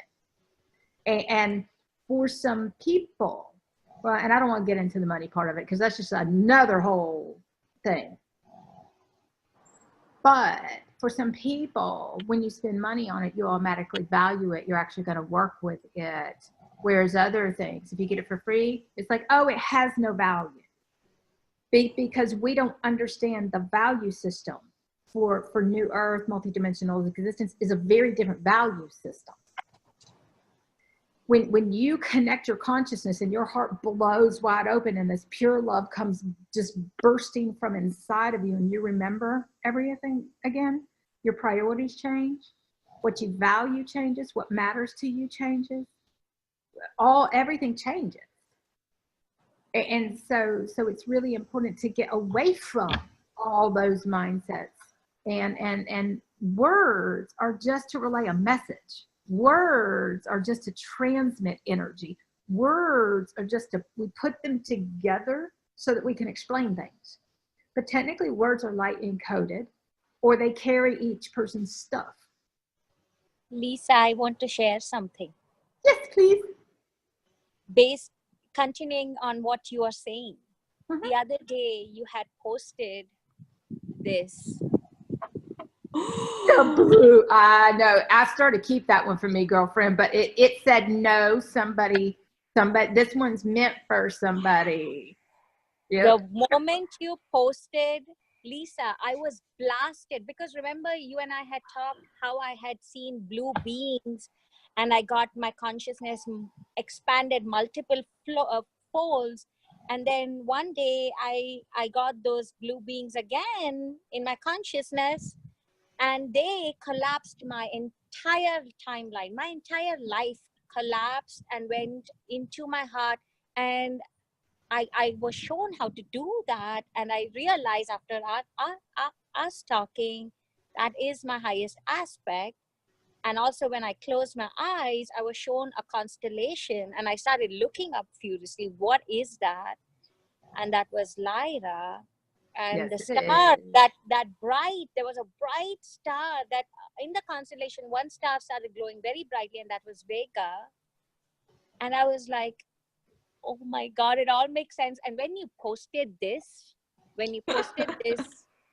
I was like, that's mine. I just went and I bought it. I didn't even think. I knew it had to be on me. And from that day, I just feel very highest aligned. It spoke to me, like I feel a sense of groundedness, power, and calmness, Connectedness. strength, connectedness with Balance. myself, Yes. like I never felt before. Inner I had peace, inner balance is it's a very different energy. And the one you held up, that actually is an activation of the Lyra and Lyran energy. I And stuff, felt, by the way. yeah, when I saw this, I knew it's mine. I knew it's mine. There was no thought. I went, I bought it, done deal. Didn't even have to think twice. It was done. Matter of seconds. Beautiful. And working with the different ones, and what we don't understand is through cosmic consciousness, it's all about colors and tones and hues and everything. And so the color is an activation too. So I can pick a blue piece of paper, and that can be my activation. Or I can pick up a crystal, or I can pick up, it doesn't really matter, the color blue. You actually start to feel all your senses. You'll feel the colors running through your cosmic light body feels, and you actually can somebody that was talking about smelling colors. Yeah, we smell color too. Yeah. You hear, see, feel, smell. It's a whole multi-sensory event and experience and stuff. So that's great to share. So beautiful. Yes, awesome. Miss Natalie, I'm going to put you on the spot, girlfriend. Eve, you haven't spoken. We have stuff about children to talk about. Lori, I can't remember. Did you talk this time or last time? We've talked so many times, I can't remember. So, Miss Natalie, I'm going to hold the floor for you because Natalie is so proper that she won't jump in on top of all of us. Quiet. And go ahead, sweetheart. We're going to be quiet and let you share. Well, apart from being crazy doing grids every day, I don't. Beautiful grids. Yeah, I just wake up in the morning and the first thing I do is doing grids. I have to. Before coffee, before breakfast, I just have to create. Yeah. That's a soul expression. Yeah. The have to create, it's a new have to, it's your whole being coming through you. So like getting up and sharing knowledge or light codes. Yeah. Your soul is speaking through you, and it's this, I have to. Look at me all these years, share. I had to share the knowledge because it's actually what blows wide open all of our new reality. It's a part of our contribution. It's a part of our soul breathes service. Mm-hmm. We're in service to humanity. We're in service as love. We're in service as light beings here. And it's a part of our service here. You have to. It's a part of the process for each person. That have to. Yeah. Beautiful. Yeah. And well, just going into my office and take, I don't know, I don't realize which, take so many different type of crystals, and all of a sudden, sometimes you just take 10 minutes. In 10 minutes, it's done. But beautiful. I don't realize how I place it, or it's just like automatic. You do it. It's natural. That's the thing about is that's what we were talking about earlier. Is there's no rules. No rules at all. What do you feel? How do you want to create? What do you see? This is where you use I will ask people, what do you see? They're like, I don't know. I don't see anything. Well, close your eyes. Sit. It's inside of you. You have to sit with it until it comes forth. And so when you're creating, you see it through energetic vision. Does this make sense? Yeah. You see what you want to create, and you just open yourself up and allow yourself to be that, which is beautiful. Because look at the beautiful thing. You guys that are watching today, when we get done, we'll have another video that we're putting together. There's the page and the galleries, and there's the free gifts and all that kind of stuff. We turned it into an entire event and stuff. And you'll get to see the different expressions and the different energies and the activations in each person when they just let go and go do whatever they want to do. It's basically opening up to just let go and do whatever you feel, do whatever you see. There are no rules for creation. There is no right way, wrong way. There is no proper way. It's all inside of you. It's about allowing yourself the experience, about allowing yourself to bring those forth. And in the beginning, we didn't allow ourselves. We had all of these mental constructs. We had all these belief systems. We had all that stuff. I know Lola, we've been going for this for like a few years of breaking down all that stuff. And I did too for years and years. I'm like, well, I don't know the right way. When I was taking energy classes, I was all caught up in the right way and the wrong way to move my hand. Really? And one day after like 20 classes, I had to take 20 classes to break my linear constructs down. You know, I had certificates. I was a certified teacher, and I'm standing here. I had to take the class like 19 other times. I had 19 certificates before I would bring it from inside of me and let go of the linear stuff that I had was my issue. It was my block. It was my hole that was causing the whole mess to start with. And I'll never forget one of the last classes that I, so that I could learn and open up, I had started hosting the classes for another teacher and letting her use my apartment. And so that was my exposure constantly until I gained that comfort. It's a comfort zone of openness. It's a comfort zone of trusting what you feel. It's non-judgment. The whole thing is self-judgment. The whole freaking thing is self-judging. And I'll never forget the last one that I attended because I didn't need it anymore. So all of a sudden the classes ended. Go figure. Yeah, I know. But I'll never forget the last one. I had all this perception of the right way and the wrong way to hold my hand and the judgment and how I'm going to look. And if I do it, and this whole battle inside of me was going on. And I got up and my energy teacher told me, come on, Lisa, you're going to get up here and do this with us too. And I'm like, oh, good God. So I get up there and I closed my eyes. And in that one brief moment, I went, you know what? I don't care. I don't care if I do it wrong. I don't care if people are judging me. I don't care. I don't care. And what's funny is all the symbols that you do, I threw them out the window and I went, you know what? I'm going to move my hand all over the place. Like, I'm doing it however I want to do. And I'm like, you know what? Screw it. I don't care. I don't care. I don't care. And the moment I didn't care was the moment everything changed. Because I cared so much to do it the right way, the wrong way, I actually couldn't care. I actually couldn't do it. Yeah. And so the funny part was, I'm like, inside, I'm having this whole, everybody standing there in their sacred space and they're doing this. And I'm like battling all this stuff going crazy inside of me. I'm like, you know what? I don't care. And in that moment, I just closed my eyes. The funny part is the moment I did that, my energy just went out. Huge. I expanded and everybody in the room felt it. My heart had been closed. And in that moment, my heart went, I don't care. And I was able to come from inside, my me, my higher self, my love, my pure, my non-judgmental me, and actually be completely in the experience and let go of all of the mental stuff of it all. The cool part was in that moment, I'm like, you know what? I'm just going to move my hand any way I want to. And I closed my eyes and I just started squiggling stuff in the air.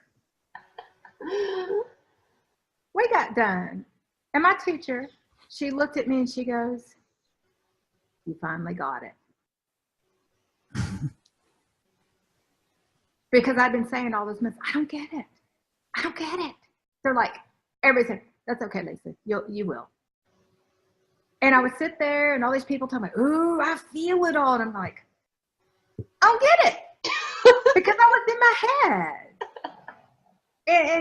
And when you're in your head, you can't feel. You actually have to open your heart and let completely go so that you can connect with everything and just be in it all fully with everything you've got.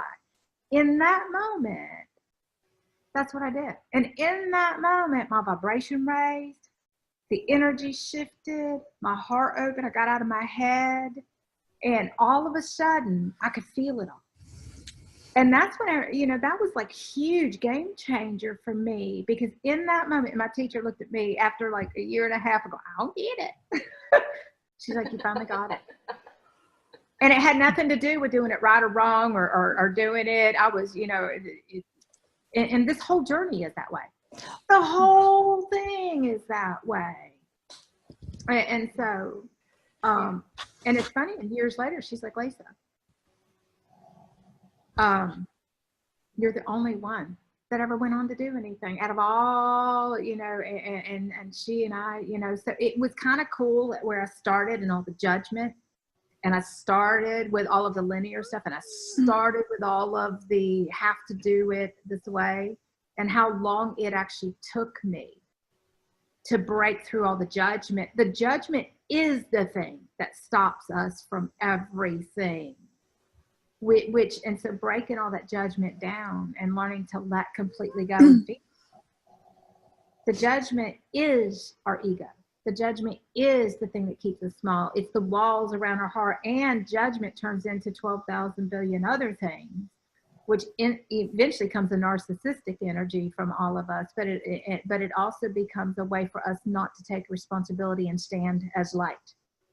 The judgment is the deflection of us pointing the finger at everybody else or judging, because the judgment is what stops us from having the amazing experiences. So anyway. Can I share something? Yes, please.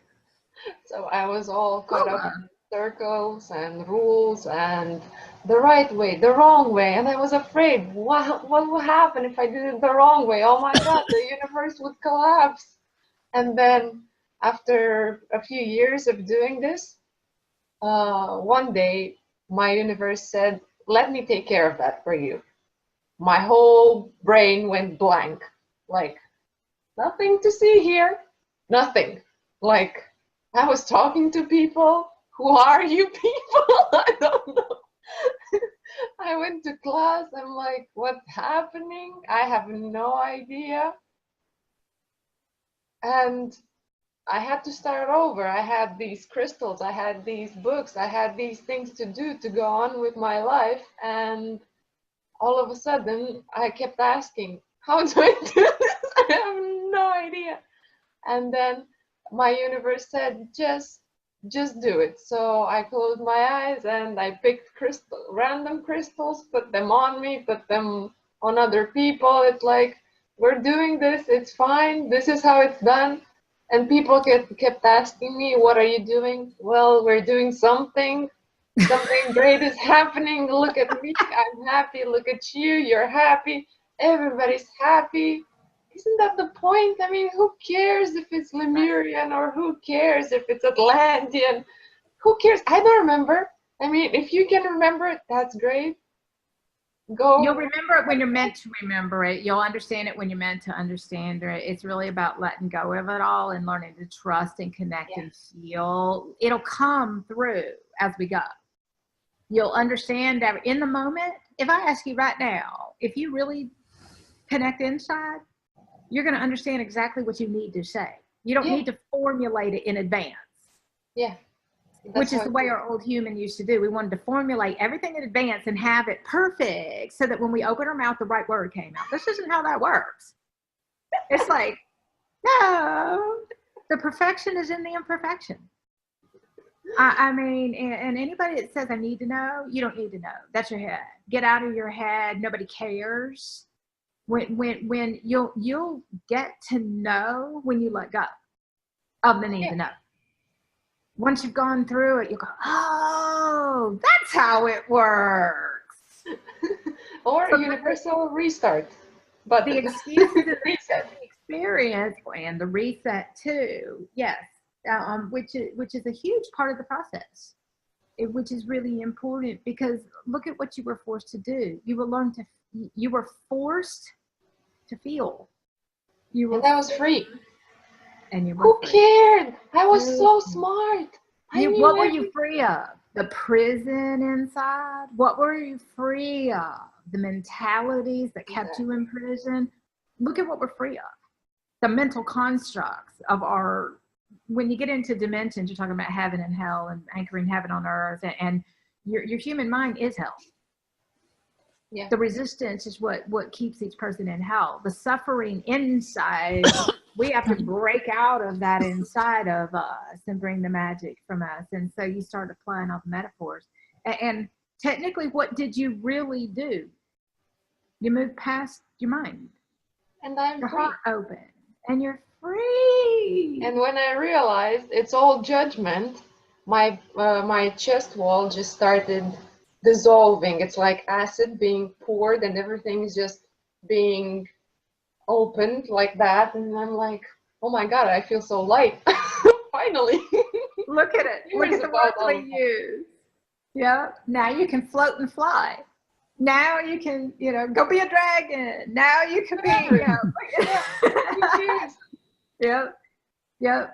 So it's just like me. I get up and, I'm going to put my glitter on and it's like, oh, you're a mermaid. I'm like, yep, I'm a mermaid. Everybody knows when Lisa goes, I took pictures. I don't do self pictures anymore. And it's like, somebody asked me for pictures for an event. I'm like, okay, fine. I'll get some pictures. I put them up. And first thing, I think it was Natalie. She's like, mermaid. I'm like, yep, mermaid. But this is the beauty. When I go out and about and I connect with people, I'm in my angel energy. I'm in my mermaid energy. The question is, which aspect do you want to be right now? That's the fun part. Which aspect would you like to be? Yeah. Right. We get to be Natalie, dragon. Yep. I'm going to be a unicorn today. And I have to tell you, Dara, unicorn. I know. Look at you. You've got the unicorn slippers. She bought us both. Okay, so I brought my unicorn. So here we go. I brought my unicorn to one of the 12,000 unicorns. Yeah, we have lots of unicorns. The other day, Dara, you posted a thing about a unicorn thing, but I didn't get to comment and stuff. That same day, if I'm not mistaken, my picture was a unicorn in the cloud. We had a unicorn portal open up that day.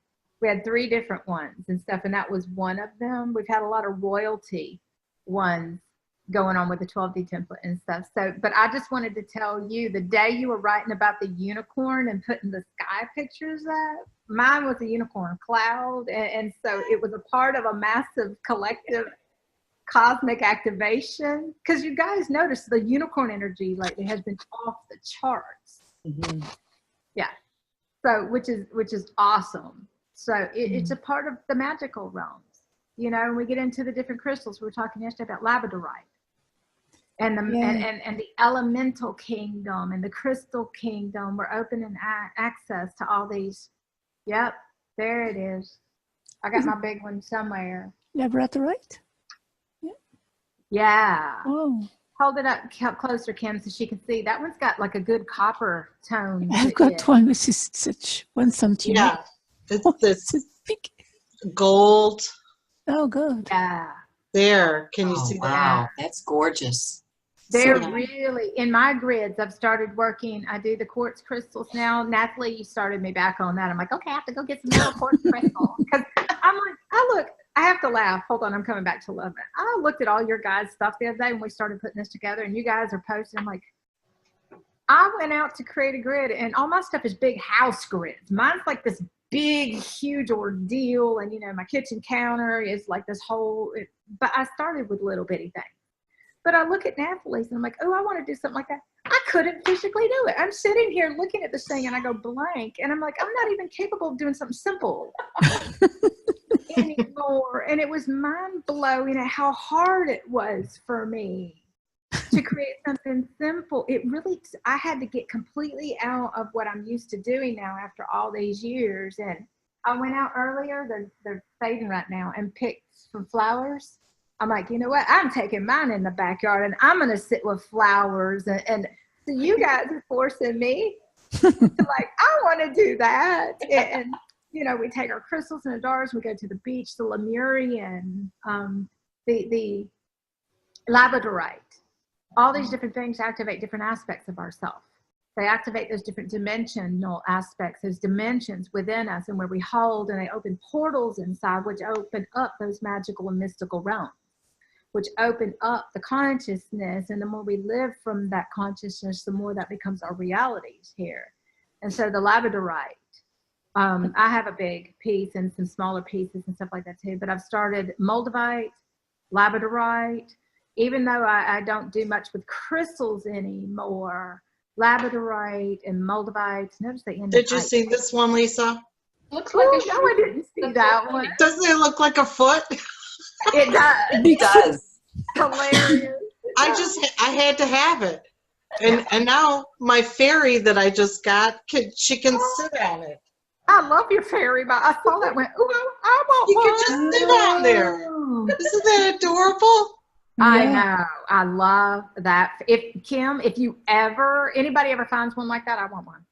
I love that fairy. That's the thing about it, is all these different crystals, they activate different places inside of us. It's really about embracing that and going full on and all out. It's like really just taking it and letting completely go. I want to go back to playing and getting dirty, because it's really important that in order to merge with Gaia's consciousness, you have to be willing to get out and get on the earth and get dirty and hug a tree and lay down and soak the solar activation, Solaris, the light encodements. And what a lot of people don't understand is that the sun activates our solar plexus, activates our light codes in our body, has geometrics and all these different codes, but different levels, if you will. I'm using levels non-linearly. It's not a comparison type, it's an explanation type thing.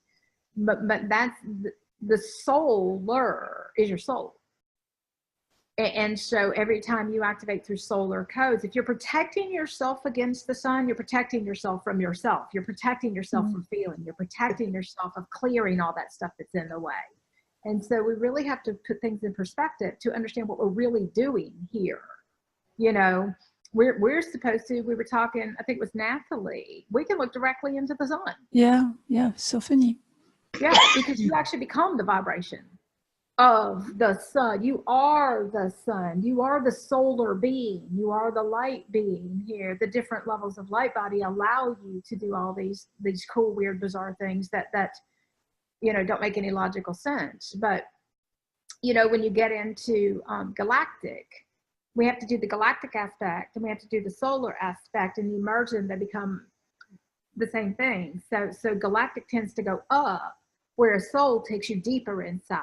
And so you have to do both. So you have to go up, ascended, Christed frequencies take you up higher vibrationally, so that you actually, the more you hold the highest level of consciousness and the highest vibration, the more you pull your body into that dimension.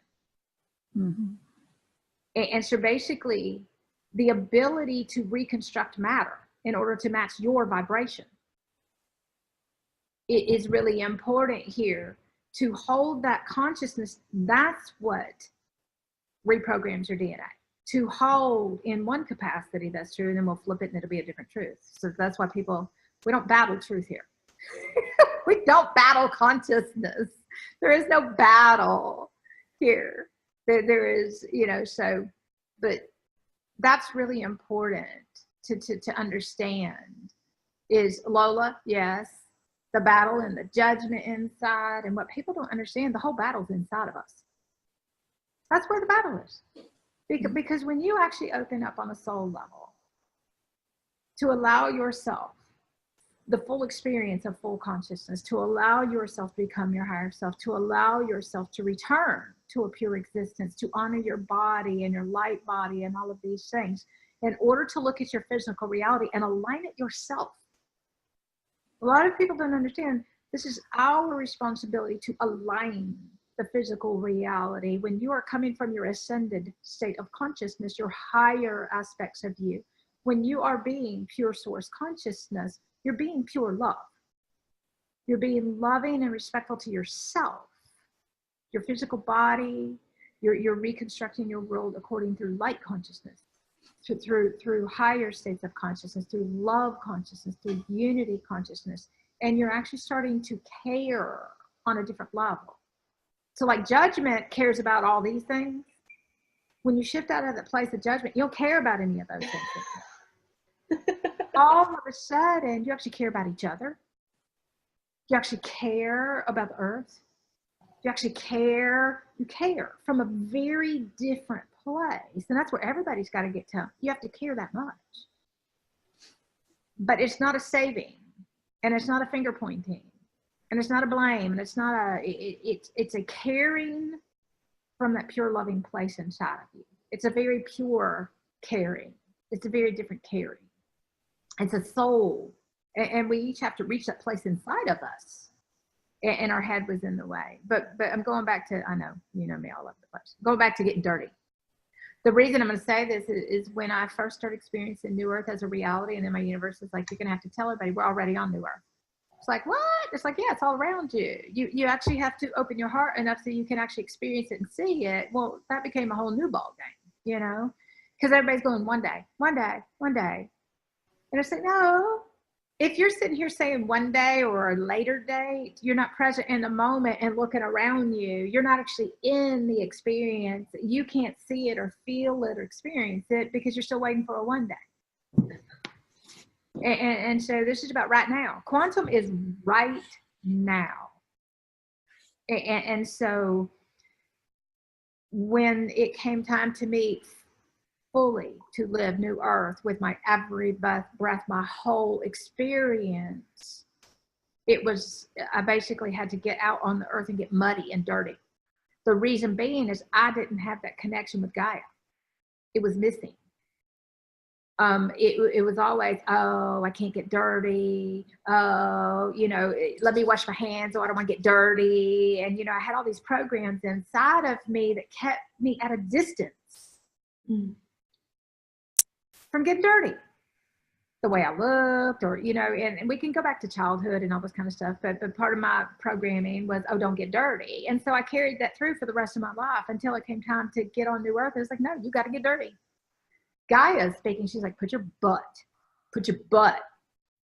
in the water, put your butt on the rocks, get down, get dirty, get on the earth, get the mud all over.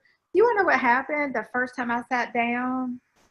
I went hiking here on the island. It's like, take the shoes off, feet on the earth, take the shoes off. That was hard for me for a long time. Get on the earth, feel the earth, you know. And so that's a part of becoming a gatekeeper, Gridkeeper, is reconnecting on a universal level. So when you look up, you're actually disconnecting from the physical reality and activating your universal consciousness, which makes it easier and stuff. Where you're looking. So look at all the people looking up right now, looking at the sky. My universe is like, look up, look up, look up, 24 hours a day, look up. Keep your camera with you, keep looking up. And so it actually assists you with waking up when you're looking up, which is kind of cool.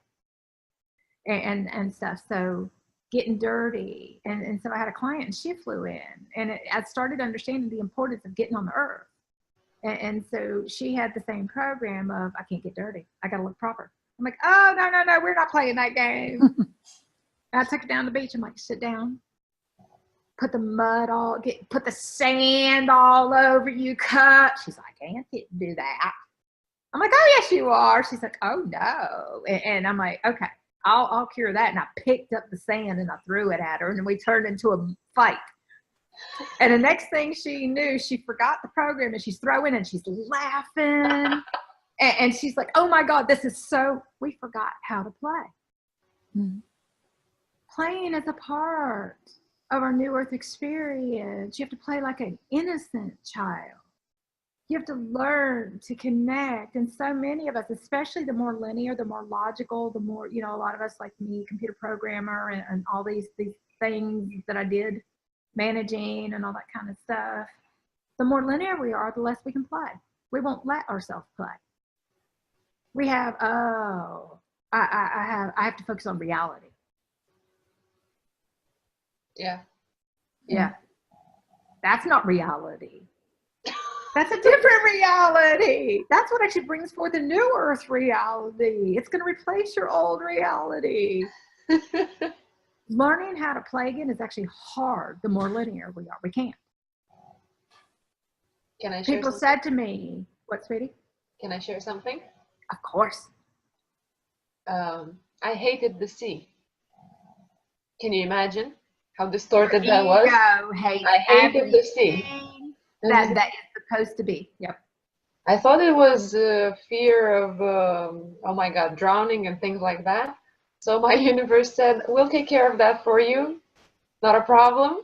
So I got sent to the beach. And the first night when I'd barely gotten there, and the guys said, we're going night swimming. And I'm like, you are going night swimming, not me. I can't swim. I don't want to go into the water, not even during the day. We're not doing this. But they convinced me, and I went there all terrified that, oh my God, I am gonna die. It's my first night there, and I was gonna die. Look at all the stories you made up. Yeah.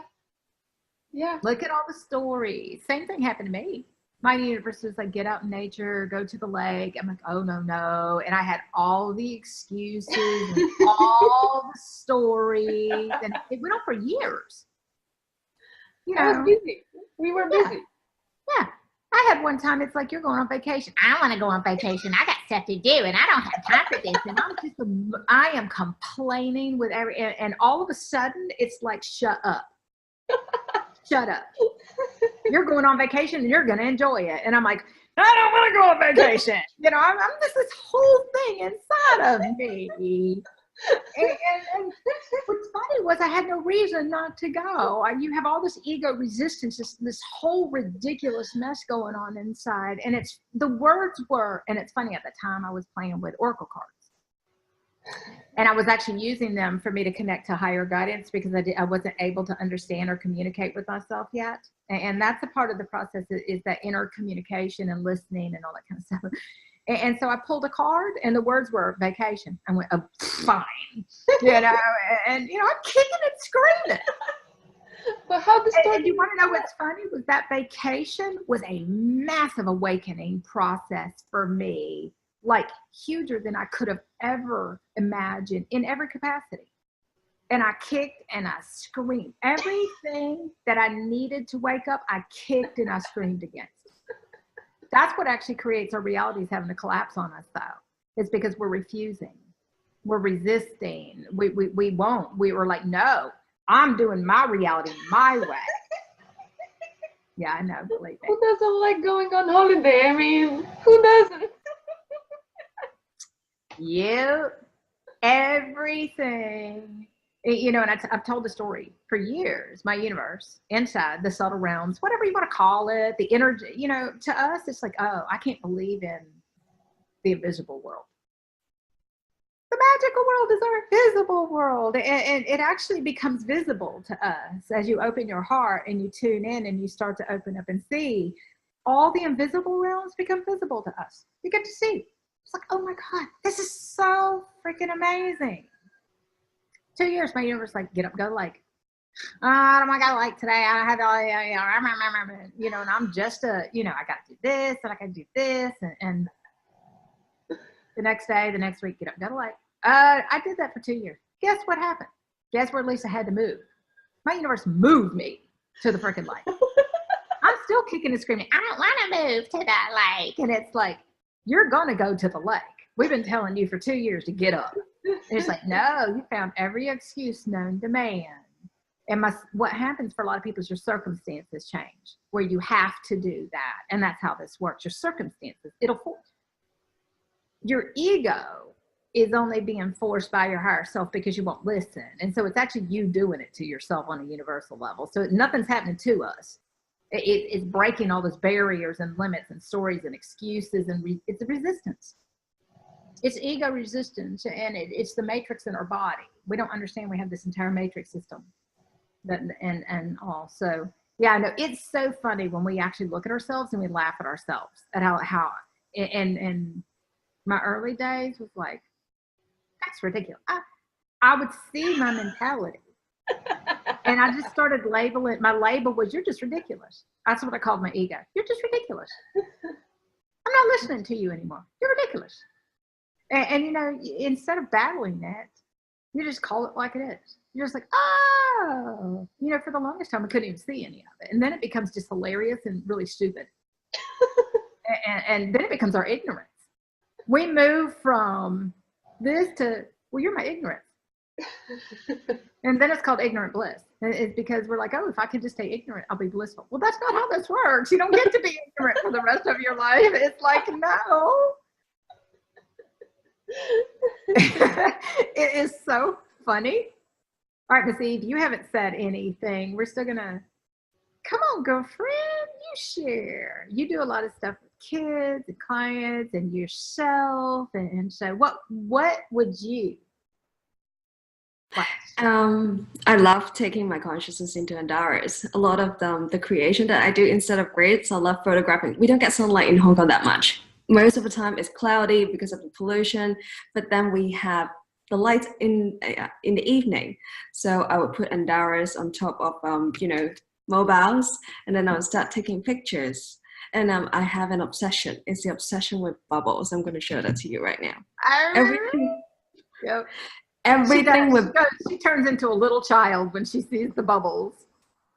Yeah. If you can see the bubbles. So I look for bubbles. As long as an Andara or a crystal have bubbles, I go, oh! It's She has a little one here that came in, and it's got bubbles. The whole thing is bubbles. I went, oh, there she goes, and I took a picture. I'm like, I got you a new one and stuff. Yeah, bubbles. Look at the bubbles to me is a reminder of home, of the galaxies, of the stars. Every time I see bubbles, I get so excited. So, and a lot of the Andaras that I have star maps, have Milky Ways, and it just, you know, brings my heart open. So I work a lot with Andaras that have bubbles. And my favorite color, diamond. Diamond. Yeah, the diamond light code consciousness. Yeah. Yeah. It's been my long-term favorite. Because Eve's been coming here for the last year and a half with me, and we do all this stuff together and all. And so we'll get, like, she hadn't seen it yet. I have a new flashlight for her and stuff. But really cool because it's so bright. That's a massive one. Yeah, so we get in the bed and we turn all the lights out and you take it and you put it on it, and it's like 12,000 pictures of bubbles and starbursts, and you're traveling through the galaxies, and you know, it turns into this whole experience. I have a green one. I have to laugh because every time she would come here, she's like, oh, this is yours. Not understanding she was about to go through the same activation and stuff. So I got this big green one, and the power of the energy of and it's all bubbles. Okay. The elder, yeah. No, the round green one, the source consciousness. Oh, okay. And so I handed it to her, and she held it, and she closed her eyes, and she just went, she's like, oh, this is yours. That's yours.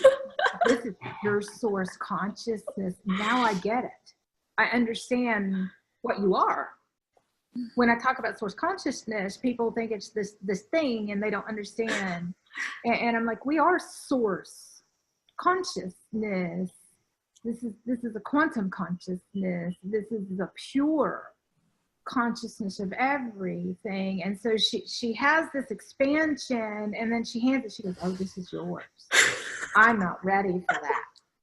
And inside I'm going, oh, get ready, girlfriend. And what's so funny is, like, within a day or two, she's like, oh, I get it. Because that was her activation, and she thought it was all me. But we have to have our own experiences and stuff. So it's just so funny, our perception and stuff, and how this is. So I have to laugh at her.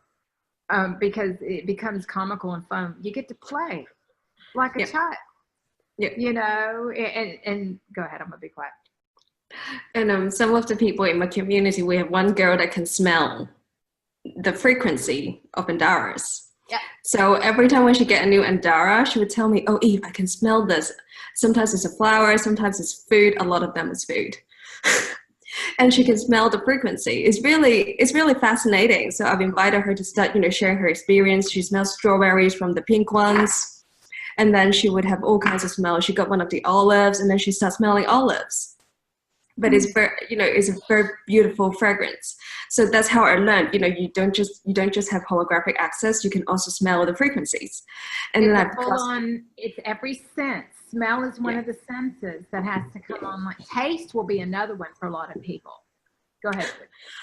We go really Don't experimental. Eat the Andara, when I say taste, I'm like, don't eat the Andara.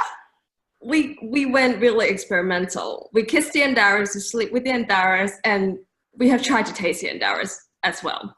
So we've done a lot of things with the Andaras, taking them to restaurants, and we have a couple of children in our community.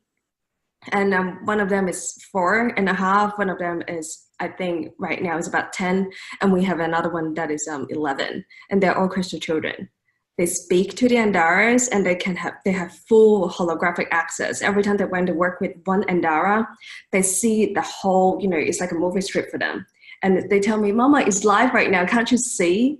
So, and they bring forth messages. The Andaras tell them where they come from. And the children, the moment they touch the Andara, they already can see, all the beings. They would draw them out. And one of the four-year-old child, she keeps saying to her mom and me, all the unicorns have rainbows. The third eye, they said, it's not white. It's supposed to be rainbow, because that child has access to rainbow consciousness.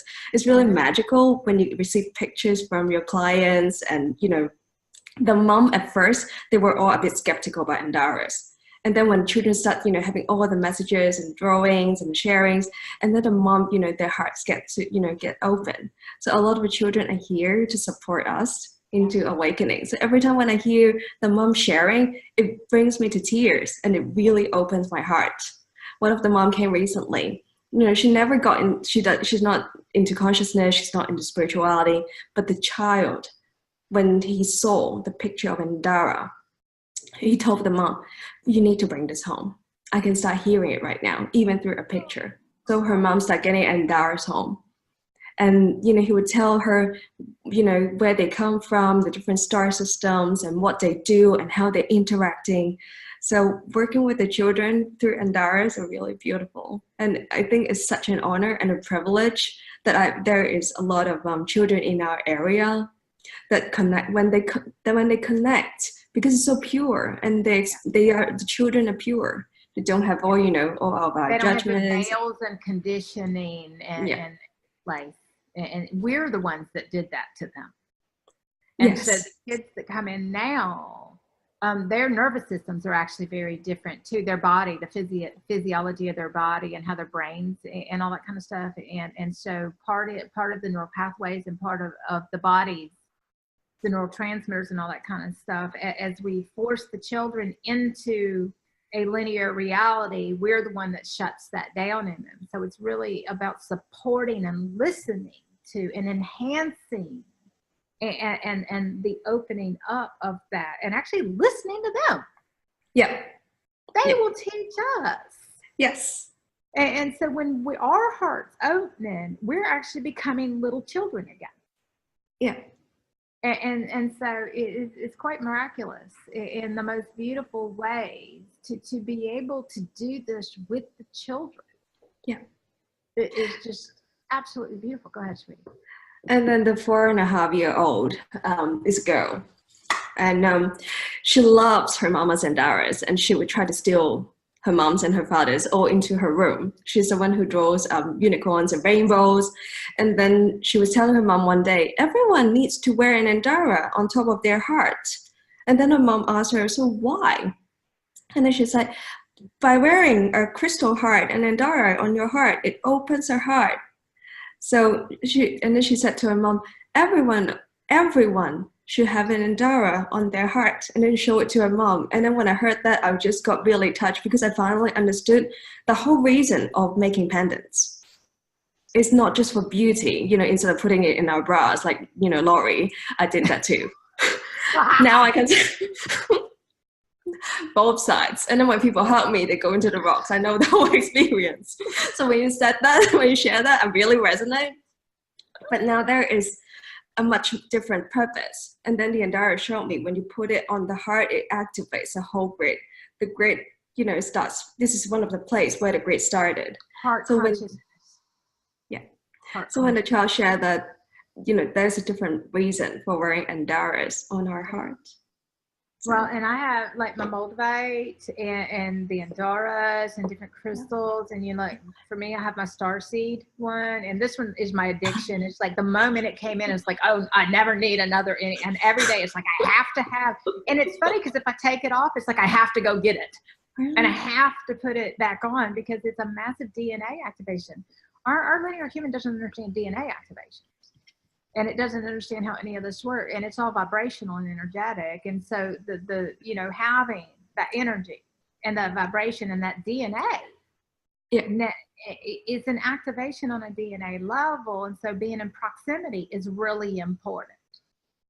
That a lot of people don't understand how proximity works. Well, if your proximity and what you fill your world with is unconscious, well, it's going to be really hard for you to maintain a higher state of consciousness. Whereas if you fill your life with consciousness and high vibe, everything, it's really easy to maintain and sustain.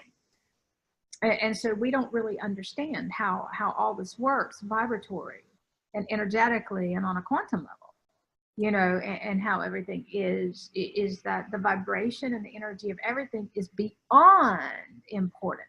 All of it is. And we kind of have to be that picky, and it has to be a priority. Yeah. Because let's face it, all of us, when we were human, would all of you have thought you would be here right now? Julia. Most of us, we had one, and most of this was not within our realm of comprehension. Our scope of the ability to comprehend, it just wasn't there. And so besides that, none of this fit into reality. You know, I mean, you know, all of our lives have completely, for most of us, they go completely different directions. Yeah. I never thought my life would have colors. A couple of years ago, before I met Andaras, I used to wear black. Everything is black in my closet. My house is all beige and white. I have no colors. That's linear. Mine was all black, beige, and white too, by the way. And then after I found Lisa's site, I started stalking her Andara's page. I would refresh it every 15 minutes to see what comes up. And sometimes when she doesn't post for days, then I get really, you know, stressed out. Why isn't she updating? Always waiting for new ones. That's where you got play. She came here and we went shopping. I'm like, girl, you need colorful clothes. And she's like, and so, you know, it taking her to the, oh no, I can't. I'm like, you know, the next thing you know, she's like, I need pink. I need, you know, she went from, oh no, to yeah, that's pink. I did the same thing. I went to my closet and I got everything out, and I basically took it to donation services and donated the whole thing. And then I went and at that time I was living on very little, and I went and I filled my whole closet with color, vibrant. It's a part of our awakening process too. You know, is the color and the vibrancy, because we lived. Look at the metaphor. We lived in black and white worlds, beige, bland. Yeah. When you actually start to experience the fifth dimension, it's a whole, the crystals in your eyes and your brain actually transmit, so you can actually see all the colors. Yeah. And so it's a very colorful experience. And you know, the pink skies. Who ever thought we'd have pink clouds and purple? But we saw it in our dreams, didn't we? Yeah. We saw it in our dreams. And when I went back to Sirius, which your consciousness is able to be in all these different locations and places and spaces and dimensions all at the same time. And I'm standing there and it's all pinks and purples, Venusian, pinks, all these colors, you know, that they correlate to all our existences, and our highest dimensional realities are full of vibrancy and color and the magical and the mystical They're not linear in any capacity. Linear is how we learn how to function again in a different way. That's a whole different part of the ball game, because linear actually becomes really hard. The higher we go with our bodies, the harder it is to do anything linear. You have to learn how to do all of that again in different ways, because you're no longer conforming to linear. You're learning how to maneuver all of these different realities in all the different ways, and with your body and your sleep and your wake and your food and everything. Every aspect of our lives changes quite substantially and stuff. Kind of cool. All right. Who wants? Thank you, Miss Eve. That's awesome. Yes, the kids are very important. Can I share something about the kids? Please. So I'd been working with Andaras for about a year, but I was the hoarder. They were mine. We all go through it. I know. I was so obsessed. I took care of them. I carried them around in pouches, made sure I didn't crack them or anything, never showed them to other people. I showed them once to one person and she was like, oh my God, I need this one. Would you sell this one to me? And after that, I was like, no, I'm not showing them to anyone else. They are mine. And then I got more crystals because that's what they wanted. Yeah. And I got some oracle cards. And after some time, I went to the countryside to see my grandparents, and it was Easter, I think, something like that, because everyone was there. My nephews, my nieces, my cousins, everyone was there. And I went to the garden. It was like a secluded place there, and I was like, finally, some peace for me. And I took my crystals out and made a little grid, and I drew an oracle card, and I was just enjoying my peaceful me time there. And then people started showing up. Everyone came in the end, even the neighbors. I didn't even know they visited us, and apparently they're guests too, because it turned into a full party, and we had like 5 or 6 kids there, and they were playing with the crystals, and they were giving them names and identifying colors, both in English and in Romanian, a 3-year-old. And people were so shocked and so, wow, how did they know? And blah, blah, blah. And it was the joy. It's all about joy. Yeah. Yep. And I'd been afraid to show them to anyone. I feared being judged, and oh my God. Yeah. Self-misery, by the way. I'm sorry? Self-misery, by the way. Yeah. Yeah. Oh my God, I was miserable. Look at what you feared was the joy. Yeah. Yeah. You know, we're so backwards. You know, and so yeah, it's funny, Lola, that you say that is because one of the things, you know, this is all about joy. In my early phases, people would say, Lisa, go to a moment where there was some happiness. And I'm like, I can't find it. Yeah. I had to weed and go through all that stuff and clear it all for my happy and my joy to come through, because I didn't realize it was all buried deep beneath all that stuff, which is a part of the awakening process and stuff too. And I'll never forget the moment that I felt that pure peace. I'll never forget the moment that I felt magical inside come through me and went, oh my God. I was mind blown at the feeling. Yeah. And then it's like, this is what you forgot. This is what you disconnected from. This is what you were avoiding and fighting and trying. This beauty, this magnificence, this joy. And then it'll play into everything else, like abundance and all the immensity of the beauty and the magic and the abundance and all of this stuff that comes forth when our heart's wide open. It is just beyond words. Yeah. Yeah. And for me, I have one word, Esther. When I felt that, I found a beach and there was sea glass everywhere. And I'm like, this feels familiar. What is this? I don't know. And then I remembered, oh, Esther with the little rocks and the sea glass and all of that. And all of a sudden, I'm there peaceful and happy, collecting sea glass, talking to Esther on the beach. Oh, I love that. See what you started, Esther? Look at that. That's so awesome. Yeah. So thank you. And look at how simple, look at the simplicity. You know, that's the one thing that I understand. You know, it's our existence here is very humble. It's very pure.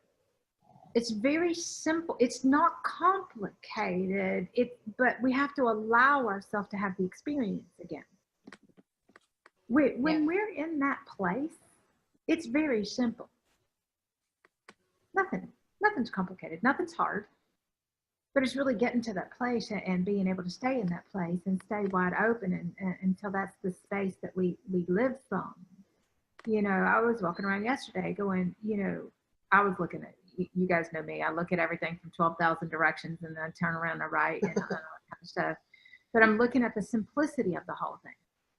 People don't understand when they come here. I live a very simple life. Very simple.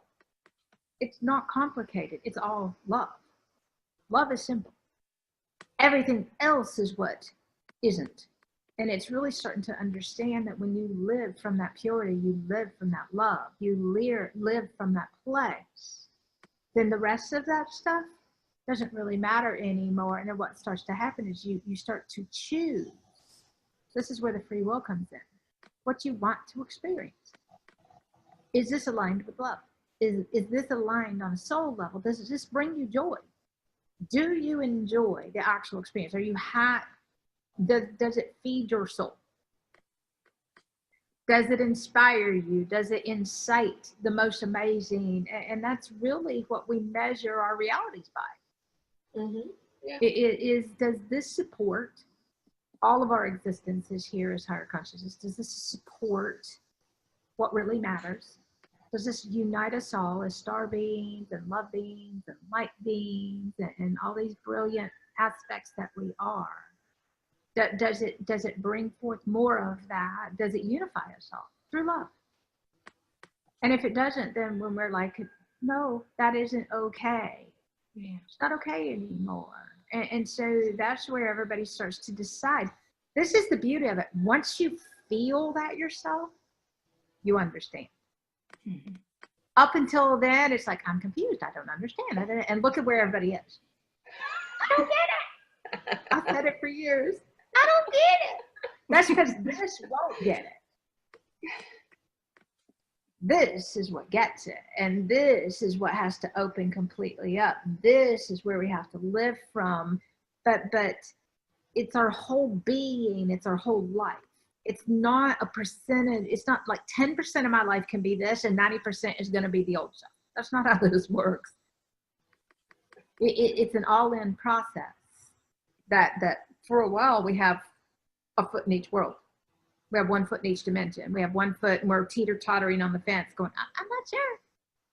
I'm not sure. What happens if I let go?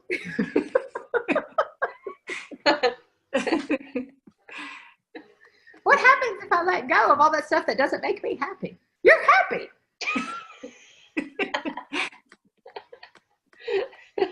Everything's so backwards, twisted, inside out, upside down, you know. And a few months ago, I remember saying, you have 3D world, 4D world, 5D. We have all these realities that we describe. But basically, when it's time for us to wake up fully, our whole world turns upside down. And that basically is a flip. That has to occur. And so a lot of people like, my whole world just went upside down. Well, that's because you're moving into a quantum reality. It's not linear anymore. And so I used to call it fruit basket turnover. It's like the whole fruit basket just flipped over and all the fruit just went everywhere. And it's like my whole life just went boom. And what happens when that happens is that we're each going to recreate our lives through love. We're here to recreate our lives from the purest place inside of us, which is your soul. Your soul's pure. Everything else is your ego. Yeah. Look how much ego there is. Our soul is pure. Nothing hidden, no agendas, no lack, no need, no anything.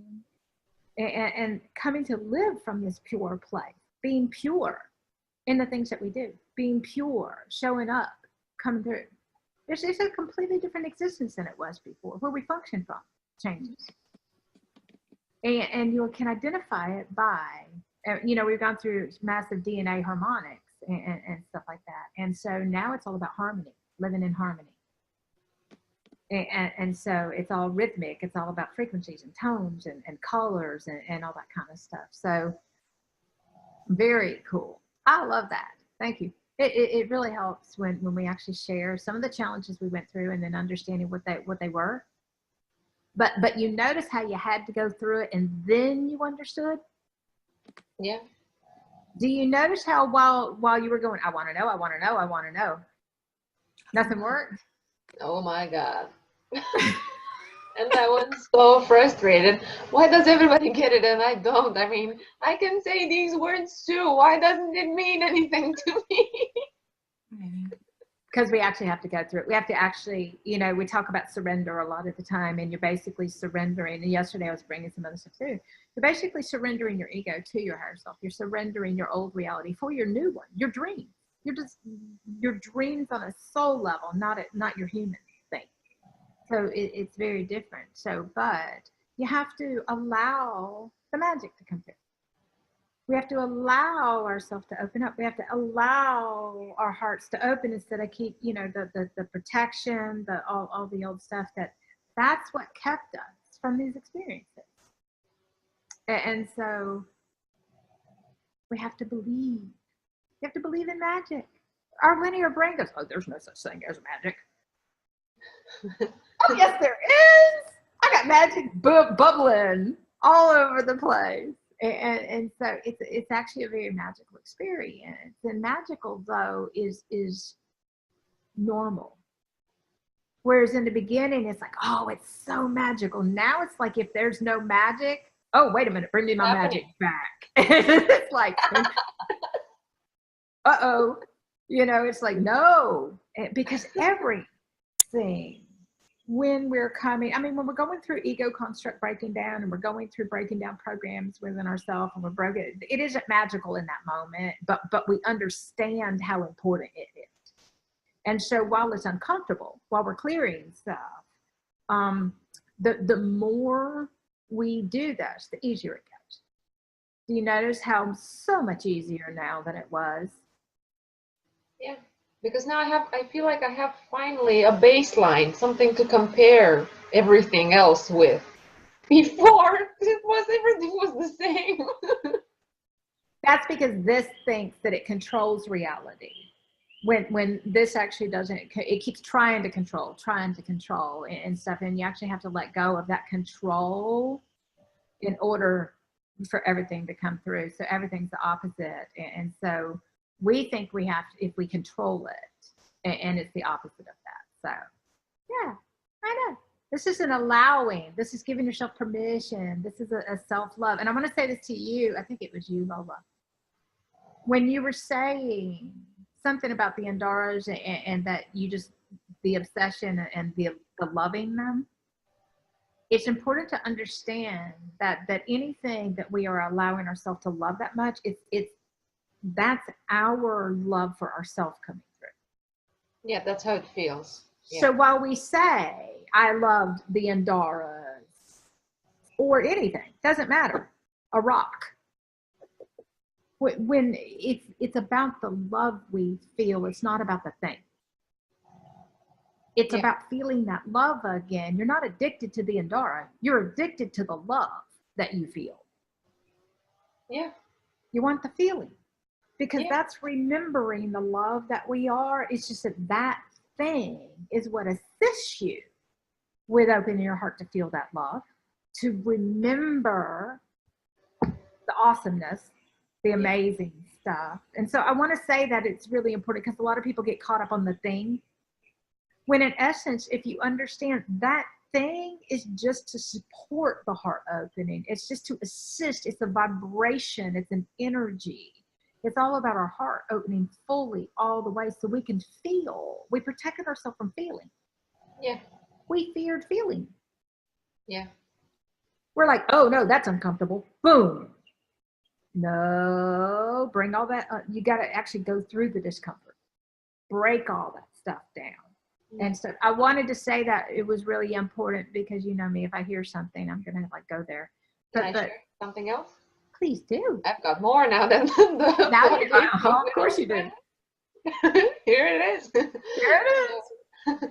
On the beach, I filled a bag full of random rocks that I liked. And I didn't know why I was putting it in my suitcase and taking it home. But the moment somebody tried to help me with my luggage, they were like, this isn't 20 kilos. You're not going to be able to go through the airport with it. And I'm like, good, because I'm not going that route. I'm taking the bus. The bus is just fine. So now I have this bag of rocks from that beach, and whenever I see them, they're just rocks from the beach, but I am there on the beach remembering my walks with Esther, who was in Scotland, not on the beach. I was in Bulgaria. And they're just rocks, but those things remind me of that portal, and I keep them around and I look at them. Because I realized I could go a week, 2 weeks, a full month without remembering that. And going back to, I was like sleeping. And I'm like, no.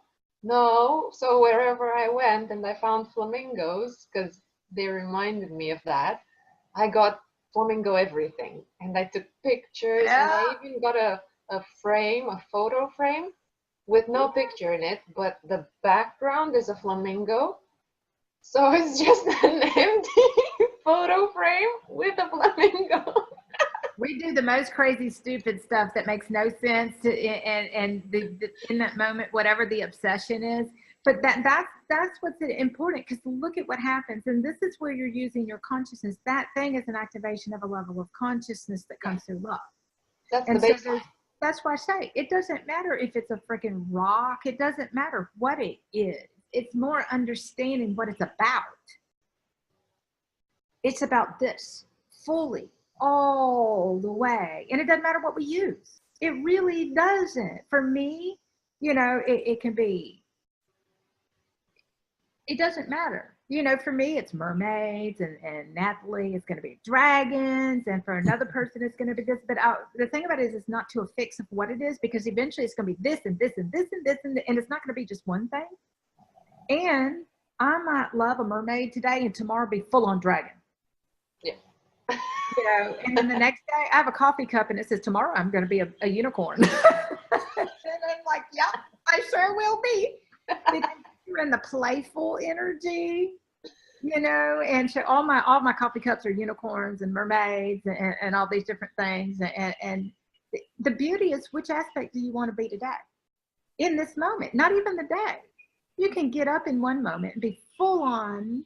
When I go out, I'm mermaid, I'm angel, I'm source consciousness, my ascended me, I'm a little bit of my southern. They're like, Lisa, what's, I hear some southern. And I'm like, yeah, that comes through when I play. I didn't realize I go southern when I start playing again. And my dialect comes out, and it was gone for years because you speak in light frequencies. And so when I am speaking one way, I speak in light. My voice carries light encodements, and it transmits certain frequencies and tones and geometrics and all these things. So the people that actually, they are receiving. But when I shift out of that place of teaching and I shift into playful me, then my energy changes and my southern comes back in, and it's like, oh yeah, I can play like a child. And so it's really understanding, you know, we play different roles, we enter different modes. It's all different vibrational frequencies. The key is to be able to activate all of those aspects and to become all of those fully here, and to clear the distortions and the impurities out and all the stuff from our body, because our body has an immense amount of work that it has to go through on a DNA level. But to be able to live any aspect, which aspect would you like to be right now? It took me years. And here's the thing, is that you will be that aspect for a while until your DNA rewrites itself and you become that aspect, and then you'll shift to a different aspect. Eventually you can be any aspect. When I go, I'm all of them. Avatar consciousness, you're every aspect. It doesn't really matter. I can be any aspect that I want to be in any exchange energetically. And so if I need to pull my Syrian or God consciousness through and stand in my power because I've got a really strong ego in my presence that's refusing and it's in my reality, it becomes my responsibility. That's what people don't understand. If it's in your reality, it's your responsibility. If it's in your reality, it's your program. It's in your body. That's in your reality because that's your vibrational match. There's still something in your body that created that.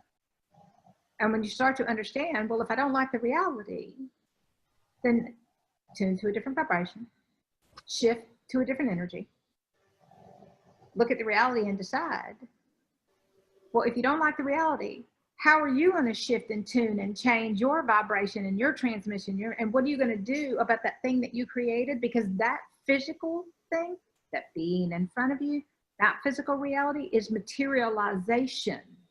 Humans use manifestation, I don't use that word. Because it's actually physical matter coming into form based upon your level of consciousness. And so for us, you understand that physical matter is an energy, a bazillion energies. It is a transmission of vibrational frequencies, and it is relative to your level of consciousness. So if you don't like the consciousness of the exchange, then change the consciousness of the exchange. It's your creation. It's your lucid dream. It's your illusion. You're the one walking around in it. What you gonna do? And it actually becomes, if you look at your physical reality as something for you to align, for something you to shift and tune, for that it's your consciousness, then you actually look at reality very differently than we did before. And so understanding, how are you going to bring that into a higher state of consciousness? How are you going to be love in this exchange? How are you going to show people and others? How are you going to be the example of what love is? If you don't know how to be love, how are you you can't just say the words. There's a lot of that. But that's what a way shower does. That's what a gatekeeper does. That's what a gridkeeper does, is that you are it. It's not out there. It's not that. It's yours. It's all of yours. And it's really about, with the 12D template, it's all about owning it all, becoming totally responsible for it all, and realizing that you have the power. We're going to go back to Kim with the program. It's your program. It's your play. The whole thing is. Reprogram your play. Reprogram it all. But if you don't understand what program you have running, then you don't get to change the play. You don't get to change the program. You don't get to rewrite the program. You don't get to reprogram anything. And so all of this is bringing your abilities forth, everything you forgot that you had the capability to do. But in order to have the capability, everybody's capable, but your heart has to be open for that. So our human aspect, oh, I can't, and I can't do this, I don't have this, and that's all excuses. Because technically, if your heart opens, you can and you do and you will. If your heart opens, you don't have the excuses anymore. And if your heart opens, you will reconnect to that place inside of you where you understand. You will replay. You will reconnect with that place inside of you that gets it. That place inside of you that cares. That place inside of you that will step up, step forth, do. It doesn't really matter. It's just words. But it's really understanding this whole thing is about your deep inner sacred connection in your reality. And everything we talk about, even crystals or andaras or rocks or trees or stuffed unicorns and mermaids, it's all a part of an activation. It's all a part of an experience that can be magical if that's if your priority is to have a magical existence, guess what's going to happen? You find an Andara, that's what happens. I hear somebody. That's how my thing started. It was, I don't know, 7 a.m., December, something cold outside. I was very unhappy. I was preparing to go to work, and my Facebook addiction showed me something really interesting, an Andara, and I was like, "Ooh, I want to go to work," and I'm like, "What?" I'm happy at 7 in the morning. Yeah, that's cool. Very cool. Well, does anybody have anything you want? I want to say thank you to you guys for just coming and sharing and opening up and really just, you know, sharing that it doesn't matter how. Yeah, I have a saying, if you care, it doesn't really matter. If you care, you'll figure it out. If you care, it'll come to you. If you care, all you got to do is open up. And so you don't have to understand any of this, because inside you already know. Inside you already have it all. It's really about to stop trying to understand it all and opening up and allowing yourself to feel everything. And so let go of all the rules of how everything you think everything's supposed to be. Open up to believing in something magical. Believing that the most amazing. Believe. If you don't believe, how's it going to be? And it's about holding it and accessing it. Go ahead, sweetheart. I just wanted to share about the fairies. Like some years, I'm very connected with the fairies and the unicorns, and they always come together for me. And I started seeing them with my physical eyes some years ago. And I was on the phone with a girlfriend, and I'm laying in my bed, and all of a sudden I just see these little things moving so quickly. And I was like, oh my God, what is that? Yep. I think I just saw a fairy. And that's when they just started, it opened up for me. And I had to share because it's magical. It is. It's just magical. And then I started seeing the unicorns. They lived in a field out by my house. And of course, sometimes they would come in. And then I started making the little fairy circles outside with the crystals. And I mean, it's just amazing. And they were all connected with my crystal grids that I was making. Magical and the mystical, yes. And, you know, it's just something that your linear mind would never think is possible. And then all of a sudden, you know, you open your heart more and more, and boom, there they are. Yeah. I get to see them now. Yeah. Well, and you reminded me when I first started waking up to all this magical, mystical, weird stuff, I was really linear. And so this didn't fit into reality for me and stuff, but I found myself just completely mesmerized and obsessed with fairies. I actually went and bought a dragon and fairy tattoo book. I was designing my own tattoo. It was going to be a fairy, and my son, I'm like, will you do my tattoo? And, you know, we had this whole thing going on. And I didn't, you know, I had this obsession. I would sit online all day long and look at pictures of fairies with wings, and you get into mare fairies, and then then I graduated to fairies that glittered and sparkled. Glitter. And then it was like an obsession. And it was so funny because one of my names, you rename yourself. We were talking about that earlier, as you change names a lot and you take on different names as you're activating that aspect. And so everything. One of my nicknames was Glitter Fairy. And so now that you say that, I forgot about that part. Mine was Crystal Fairy. Crystal Fairy. Yep. I couldn't decide between Crystal Fairy and Divine Warrior Goddess because it was Crystal Fairy Goddess. And that was my YouTube channel, the first name. and then I just felt like I had to do the other one. But in my heart, I'm still both. Yeah, you always will. Well, and you reminded me that when I first started my awakening process, I became obsessed with fairies and stuff. And then, you know, you move from the different things. Oh, and the certification. Oh yeah. Of course, I'm a certified fairyologist.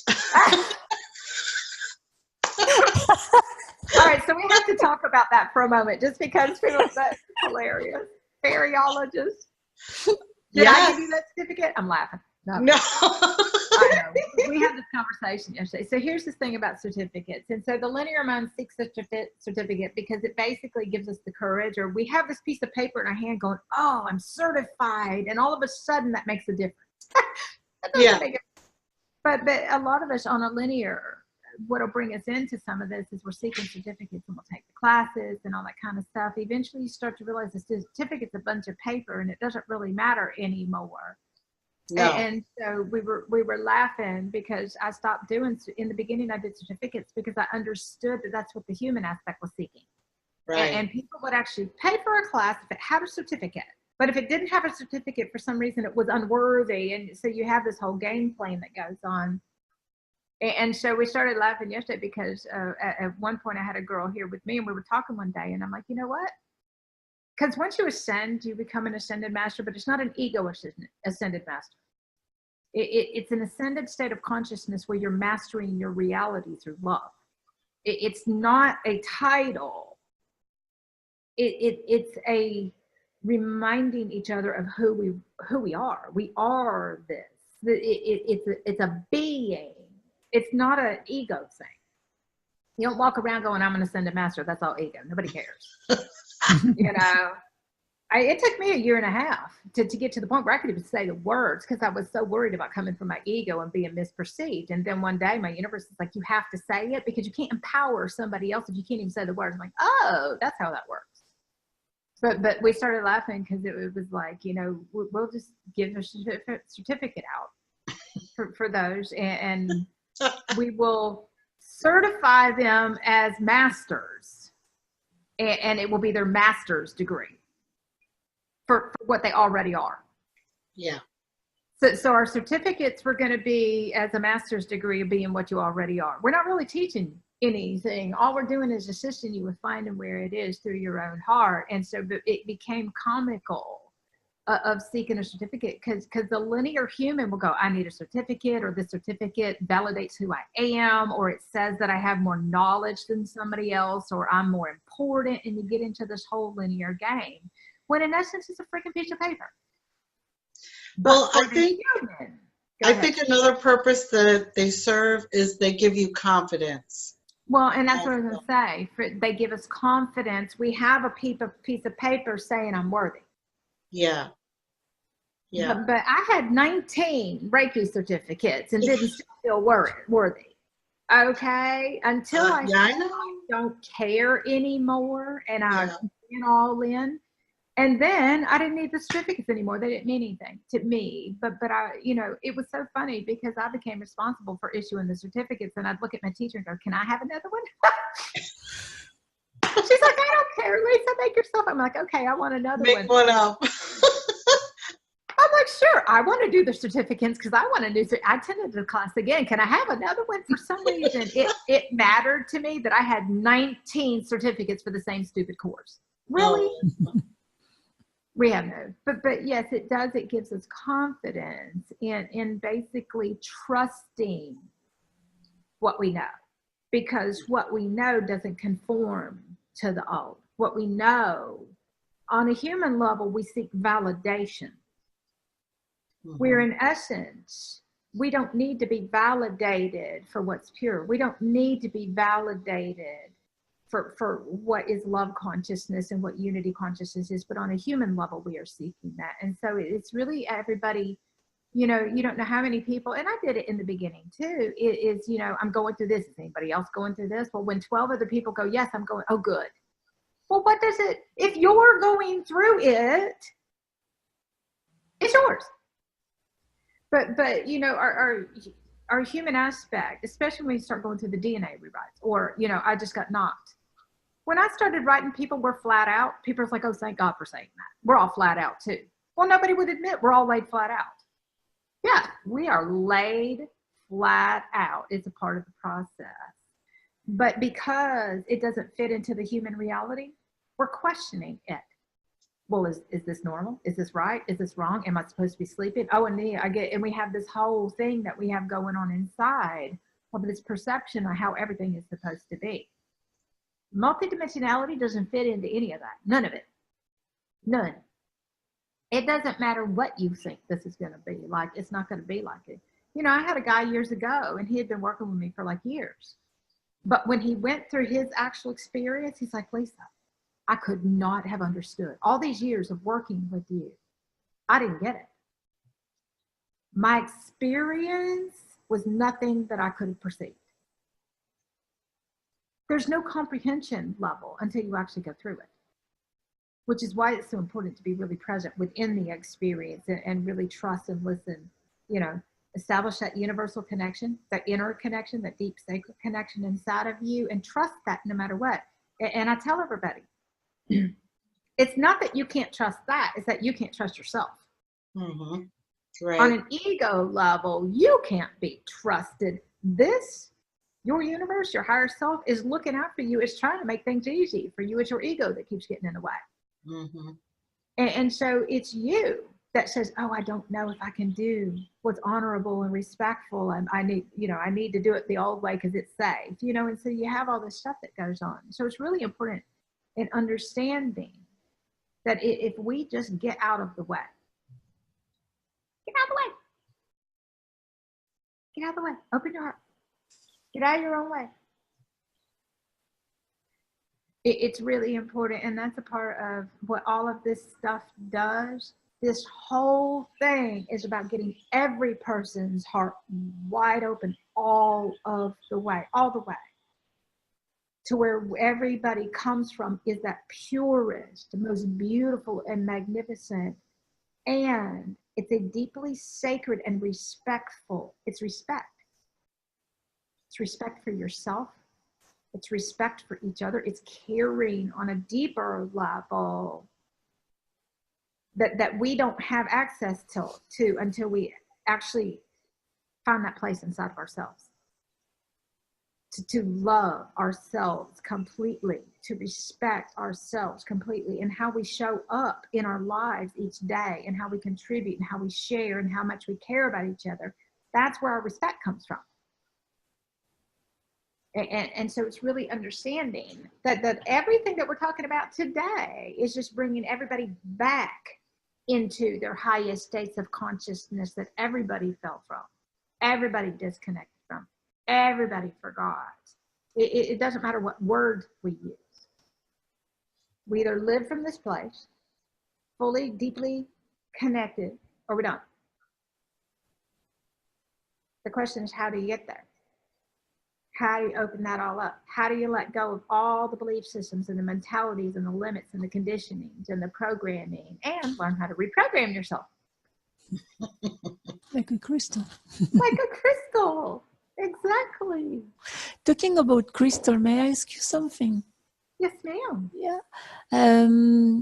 Why sometimes I have to do a grid, to create a grid in the garden? At a very special place. It's not that very special place. But I don't know why. I know I have to make it, so I do it. And then I have to stand in the middle of it. The portal. I don't know what I'm doing. So, okay. The neighbors. It's a portal. Yeah. It's a portal, it's a gateway, and when you're creating in that space, that place holds a certain vibration that when you create it's a very special place. That one I not. Yeah. It's, you know, we have, when I first started going out in nature and I started walking through dimensional portals, I mean, it was like an obvious, like, whoo. And you know, I had these weird experiences and stuff, and there are certain places out in nature that carry certain vibrations that when you go stand in that place, eventually be everywhere you go. But, you know, I had this one place, I was walking around the lake, and it's like, take a right and go off into the trees. Well, that didn't make any logical sense. And so it's like, okay. And the moment I stepped through these 3 trees that made a triangle, boom, I could feel it. And all of a sudden, I was actually standing in a completely different dimension. People were walking right by me and couldn't see me anymore. Oh. They had no clue I was standing there. I was like on the other side of in Narnia or something, looking through this portal. And it created this plasmic experience that you could see like the sheath between the, and it's a very weird experience when you start actually walking through portals in your physical reality. And actually when you start walking through all of these portals, it's, in order to do that, we have to start, you know, in order for me to start activating that, the portals are inside of the body. Well, in order to get the portals inside of the body open so that the actual portals open up in your physical reality so that you can actually walk through them, then for you going and creating the portal is reconnecting you with the magnetics, the energetics, the grid work. And so you're creating the portal by doing this grid. When we do grids, we're creating geometrics. That every time, so let's say you make a beautiful grid, or you know, I used to go to people's houses and create portals in their house because I could do it with energy. And I would tell people, anytime you need to reconnect, just come stand in this place. And what was funny was when they would step out of that, they're like, oh my God, Lisa, the energy. And they would step in and then they would step out. The things that we can do are just absolutely amazing, and they're so simple when you reconnect. Well, all the portals and all the access and all the information and the ability, this is everybody remembering how to do this. And so every time you do it, you're remembering. But we don't understand that's what we're doing. Does that make sense? Yeah, I don't understand why. That's because your soul is telling you to go do something that your human doesn't comprehend. Because in order to activate portals, in order to open up portals, in order to create portals that we actually walk through, they open up inside of us. When you go do what your soul, you're basically, what you're doing is surrendering your human to your higher self soul, and you're actually following the instruction, the directions that it's giving you, which is a surrendered state. That's how we have to live our lives here. Okay. Our every moment is our higher self, our universal aspects of ourselves directing our human and telling it what to do. And our human aspect do it. Eventually, we just merge into one, and there's nobody telling us anymore. It's like you get this knowledge, this feeling, this inspiration. It's like you just need to get up and go do this. And that's kind of what you're doing, right? Yeah, I have to. But sometimes it's on special date, like 21 of June, 20 or 21 of September, always special dates. That happens. I used to get dates all the time. The other day I got the date of January 22nd. Well, and the whole day was like full on everything. And I thought, oh, cool. You know, you'll get I used to get dates in advance all the time, but you never know what's going to happen. And on that date, Grid in the garden. When I go take the date. Keep doing it, because what happens, and this is what I tell everybody, which aspect are you being right now? So when you feel, go create a grid, and you get up and you go create the grid, you're being your higher self soul aspect. You're not letting your human doubt or your human programming or your human stuff get in the way. In that moment that you honor what you feel, then in that moment you are listening and receptive and in tune, and you're actually doing what's highest aligned instead of what your human aspect understands or wants or thinks or any of that kind of stuff. And so a lot of people, I tell them, which aspect are you being right now? You have to know the difference between your human ego aspect and your higher self, or your soul, or your star being, or your galactic. Otherwise, you don't know which you is present. You don't know what you're listening to, you know, and the ego aspect carries doubt, carries blame, carries shame, carries guilt, carries all this stuff that's got to be cleared from within our body. It's just programs. That's all it is. It is programs held on a cellular level and more. But when you feel to get up and go create a grid, that actually you're creating a portal that is actually going to raise your vibration and actually start rewriting your DNA consciousness. The DNA activation. It's many things. It's not just one thing. It's really important that you honor. It's really important for all of us that we honor the weird and the bizarre.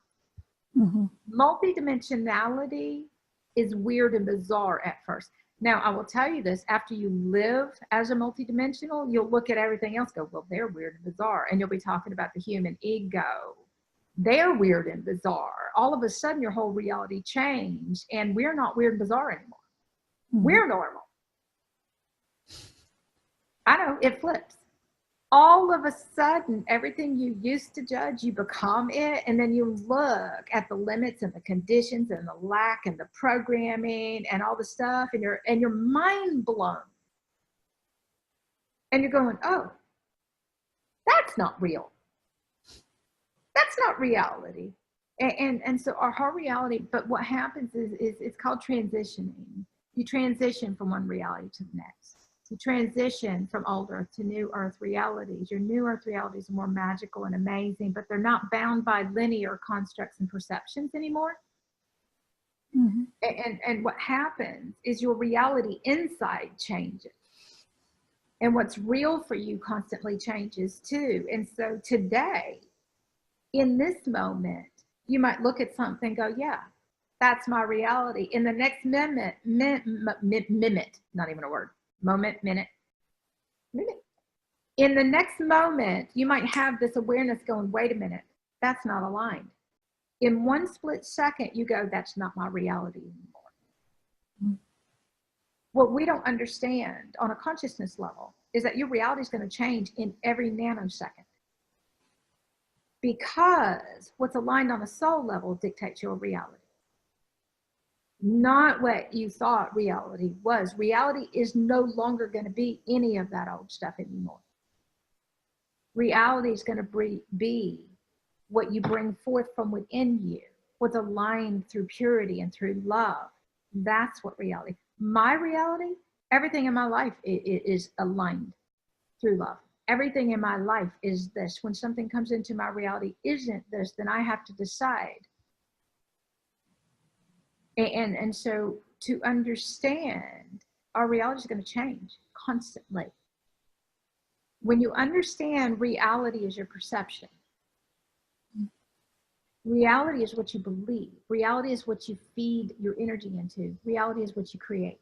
Reality is the words you keep saying over and over and over again that create a mentality and a perspective of something that you believe. That's it. When you change your perception of things, when you shift your vibration, when those light encodements inside of our bodies activate and your consciousness expands, none of that is reality anymore.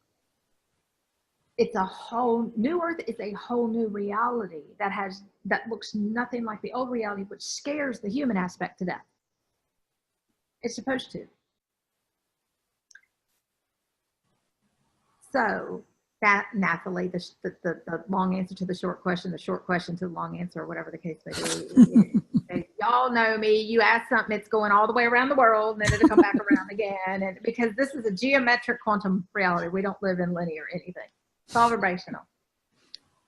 When you're shown to get up and go do that, it's a surrendering of your ego aspect and trusting. It's your DNA activating, higher consciousness DNA. It's a part of your soul body, but it's also a part of being able to open the portals inside by creating a portal. Is through geometrics.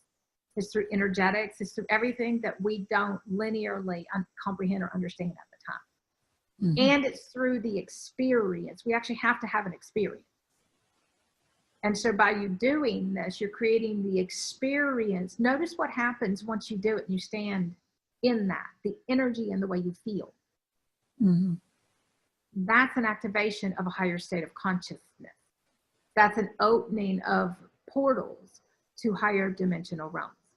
Yeah, sometimes my higher self tells me to connect to the cosmic sun and then to the center of Gaia through the portal. Funny. So I'm going to say this to you so you can understand and everybody listening can understand. In that moment when your higher self tells you tells your human aspect of you. It's instructing your ego. It's teaching you. Mm. So when we say my higher self tells me, what we don't comprehend is technically your higher self is teaching you. Mm-hmm. But you're referring to, so if I looked at you and said, Natalie, which aspect of you, when you say tells me, you're in this moment identifying with your ego aspect. Yeah.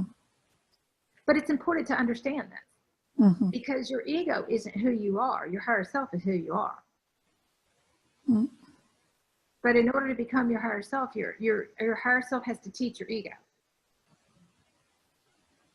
Mm-hmm. And so a lot of people, you know, we don't really comprehend what's really going on. You know, it takes us years and years and years of doing this over and over and over, because we're basically penetrating or breaking through those thick skulls we had to become crystal skulls.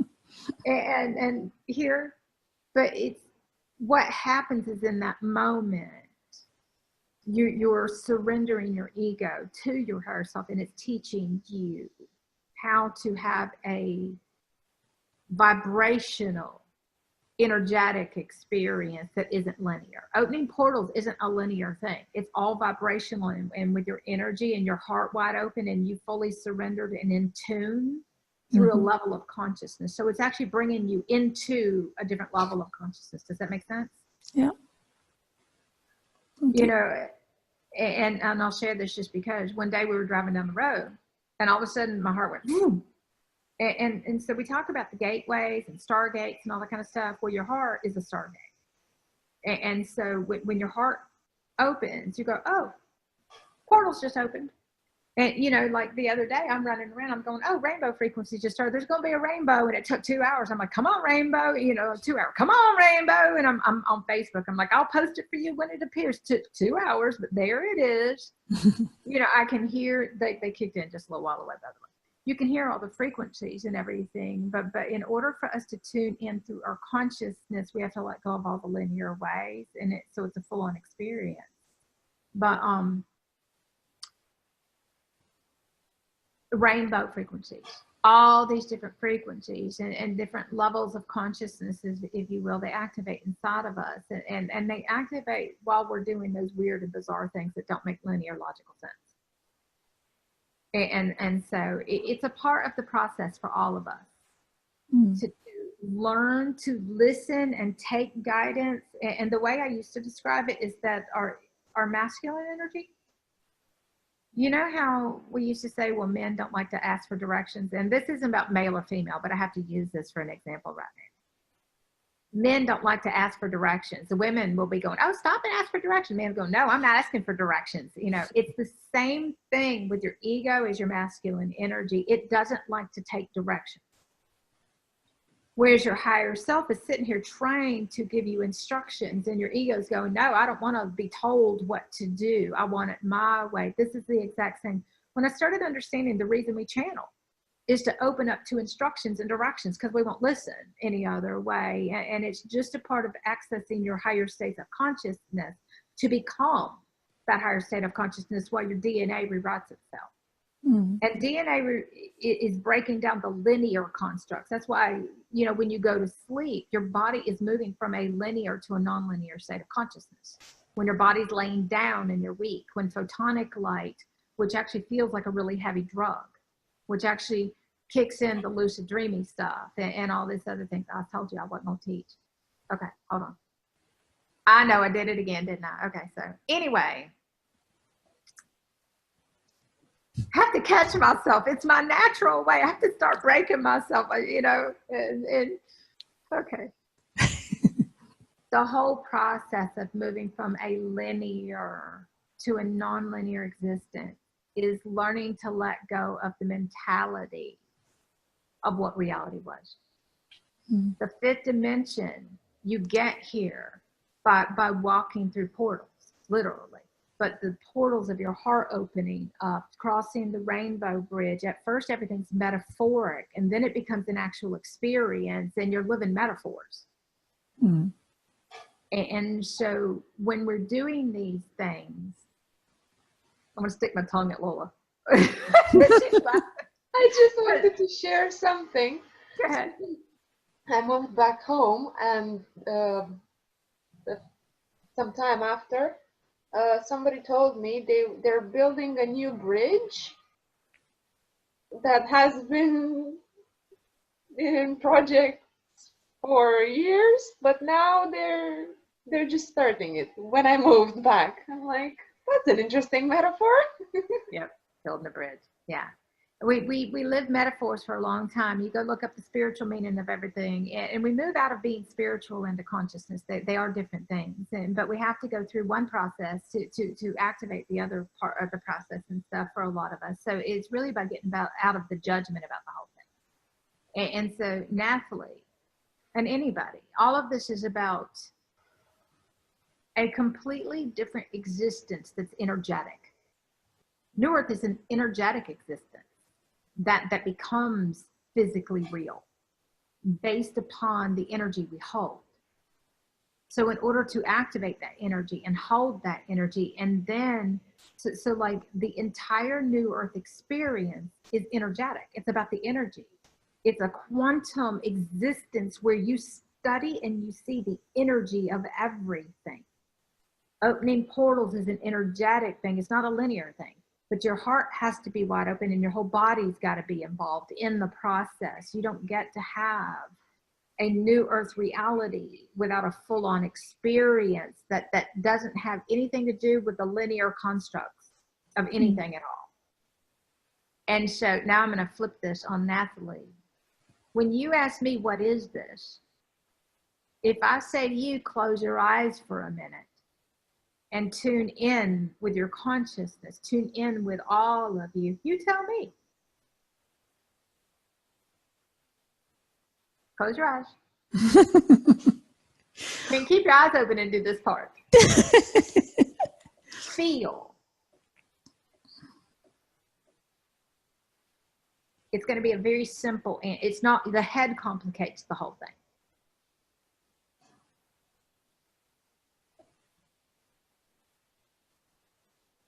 Connection. What does your heart consciousness say? Connection. Mm. When you're doing these grids, it's assisting you with making a connection, right? That's what this whole thing about is connection. It's reconnecting, remembering, deep inner sacred connection. So while you're asking me, you don't really have to ask me, but I know you asked me because everybody needed to hear all that mess. But technically, if everybody, anytime you have a question, close your eyes and go inside and get really quiet and just allow yourself to be and just ask. And you know, it starts out as the subtle realm, so it's really silent. It's really, because you actually have to try to hear. Yeah, not try, but allow yourself to listen and hear to the subtleties and stuff. And eventually that subtlety becomes really loud and you'll be able to hear it all the time because you're tuning in. So it's really about tuning in with your consciousness and asking, what is this? And believing the weird and bizarre stuff. That's how I started accessing the multiple dimensions, was by believing the weird, bizarre things that made no sense. I didn't study any of this stuff. Now, granted, we do study, we read books, we do all that stuff, which is just an activation. But as far as when it came to doing any of this stuff, all of this is stuff that I remembered through me that came from inside of me, and it was all weird and bizarre stuff. And I had to get over all the judgment. When I'm sitting in the middle of my floor with color magic markers and big sheets of white poster board, and I'm scribbling out in sacred geometry, and I'm writing in quantum physics, and my human is going, I don't understand what any of this stuff is, but all of a sudden you open up all these portals inside to this vast knowledge. And all of a sudden it's just like flooding, and you get it, but not on a human level. It's the language of our soul.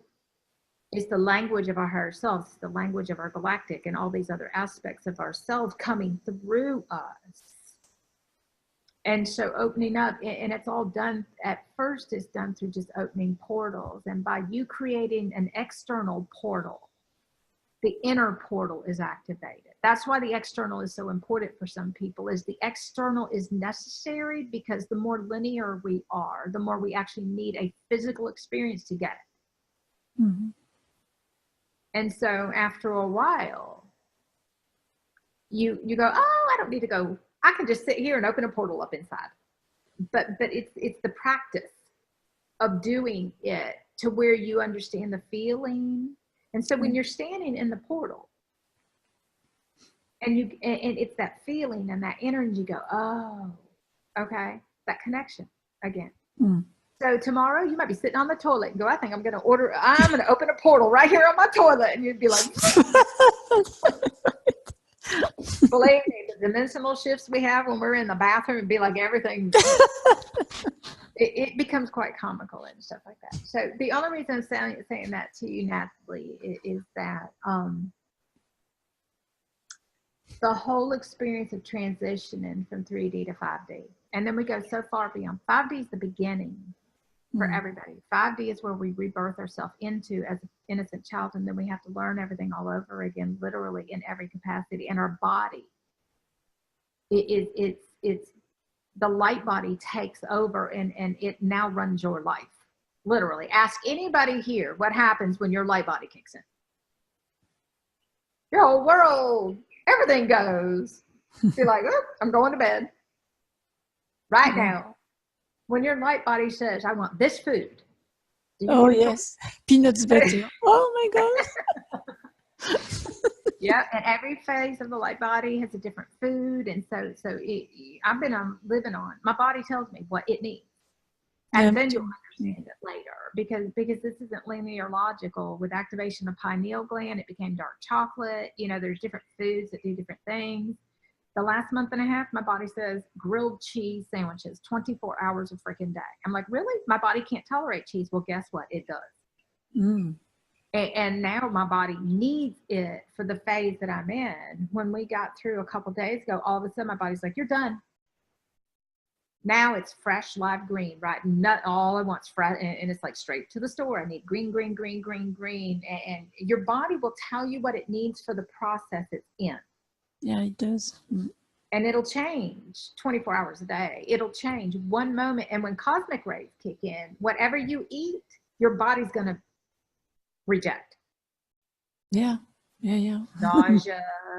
Nausea is a part of the morning sickness that comes with birth in your new realities, by the way. Lots of weird and bizarre stuff. But it's also a part of the cosmic rays. And cosmic rays and some of these other frequencies, they work through your body and they start obliterating the old programs. Literally. And so, you know, quantum jumping is how much light you hold things. We quantum jump through realities based upon the amount of photonic light we hold. And so quantum jumping becomes a 24 hours. It's how we live our life. We jump 24 hours a day. We are quantum moving through realities all of the time. But our human aspect doesn't have this capability. It's really about tuning into the light. Being fully in service to the light from inside of you. And the light is you. It's the light of your soul. And so a lot of the times I used to wake up and the words were just lay in the light. And you just lay there in your little pod. Your body's going through massive upgrades and you'll be going, I can't do nothing. And the beauty is you get to travel through your consciousness, your DNA, through photonic light, and you get to go do a bunch of stuff and you're clearing timelines. And you know, we have the most amazing and the magical, weird, bizarre realities that don't fit into anything people call reality here. But all along the way, what will happen is your lives will become very simple. And in that simplicity is the beauty and the magic and the amazingness. And so it's really about simplifying. A lot of people become minimalists for a really long time. And then anything that we get serves higher purposes. Anything we bring in is vibrational. Everything in our life is vibrational from that point forward. Everything has a vibrational purpose, or we don't have it in our world, period. And so everything is very different here. It's a completely vibrational existence. The whole thing is. And on a human level, we can't hear, see, feel vibrations unless, oh, I don't like that. In the beginning, the way you understand vibrations is you don't like that. It's uncomfortable. It doesn't feel good. And that's actually a lot of us in the beginning. We're like, you know, this is how you start to determine vibrationally, because we can't tell the difference between the different vibrations. And we don't have the capability at that point to dictate vibrational realities. And so it's all a part of the process. Does that make sense? Yeah. Good. Thank you. Yay. I know we said 1 hour. I don't know how many hours we've been going, a couple hours and stuff like that. I want to say thank you to all you guys. If you have anything else you want to say, I know. Thank you guys. I love you tremendously. I really appreciate you guys showing up, for everybody viewing. Each one of everybody has contributed, or mostly everybody, I don't know. We'll find out after the fact. Contributed a free gift that is an activation of some sorts. Some, you just, by viewing it, by bringing it into your consciousness or presence and tuning into it, it is the activation. It don't complicate all this stuff. Make it really easy. Just really presence and connected is how all this works. And so all of these gifts will be yours to go grab. Where I think we're all providing, either some are providing Dropbox links, or I'll put them up for you guys and you go grab them. There's activation galleries, and use the inspiration to inspire you to get creative, inspire you to get out there and throw the rule books out and just start doing. And it takes practice in the beginning, because you're kind of breaking through the linear constructs of I can't create. The linear constructs of it has to be a certain way. The linear constructs of all the judgment and all that kind of stuff. And it's really about just throwing out and don't care. You don't care.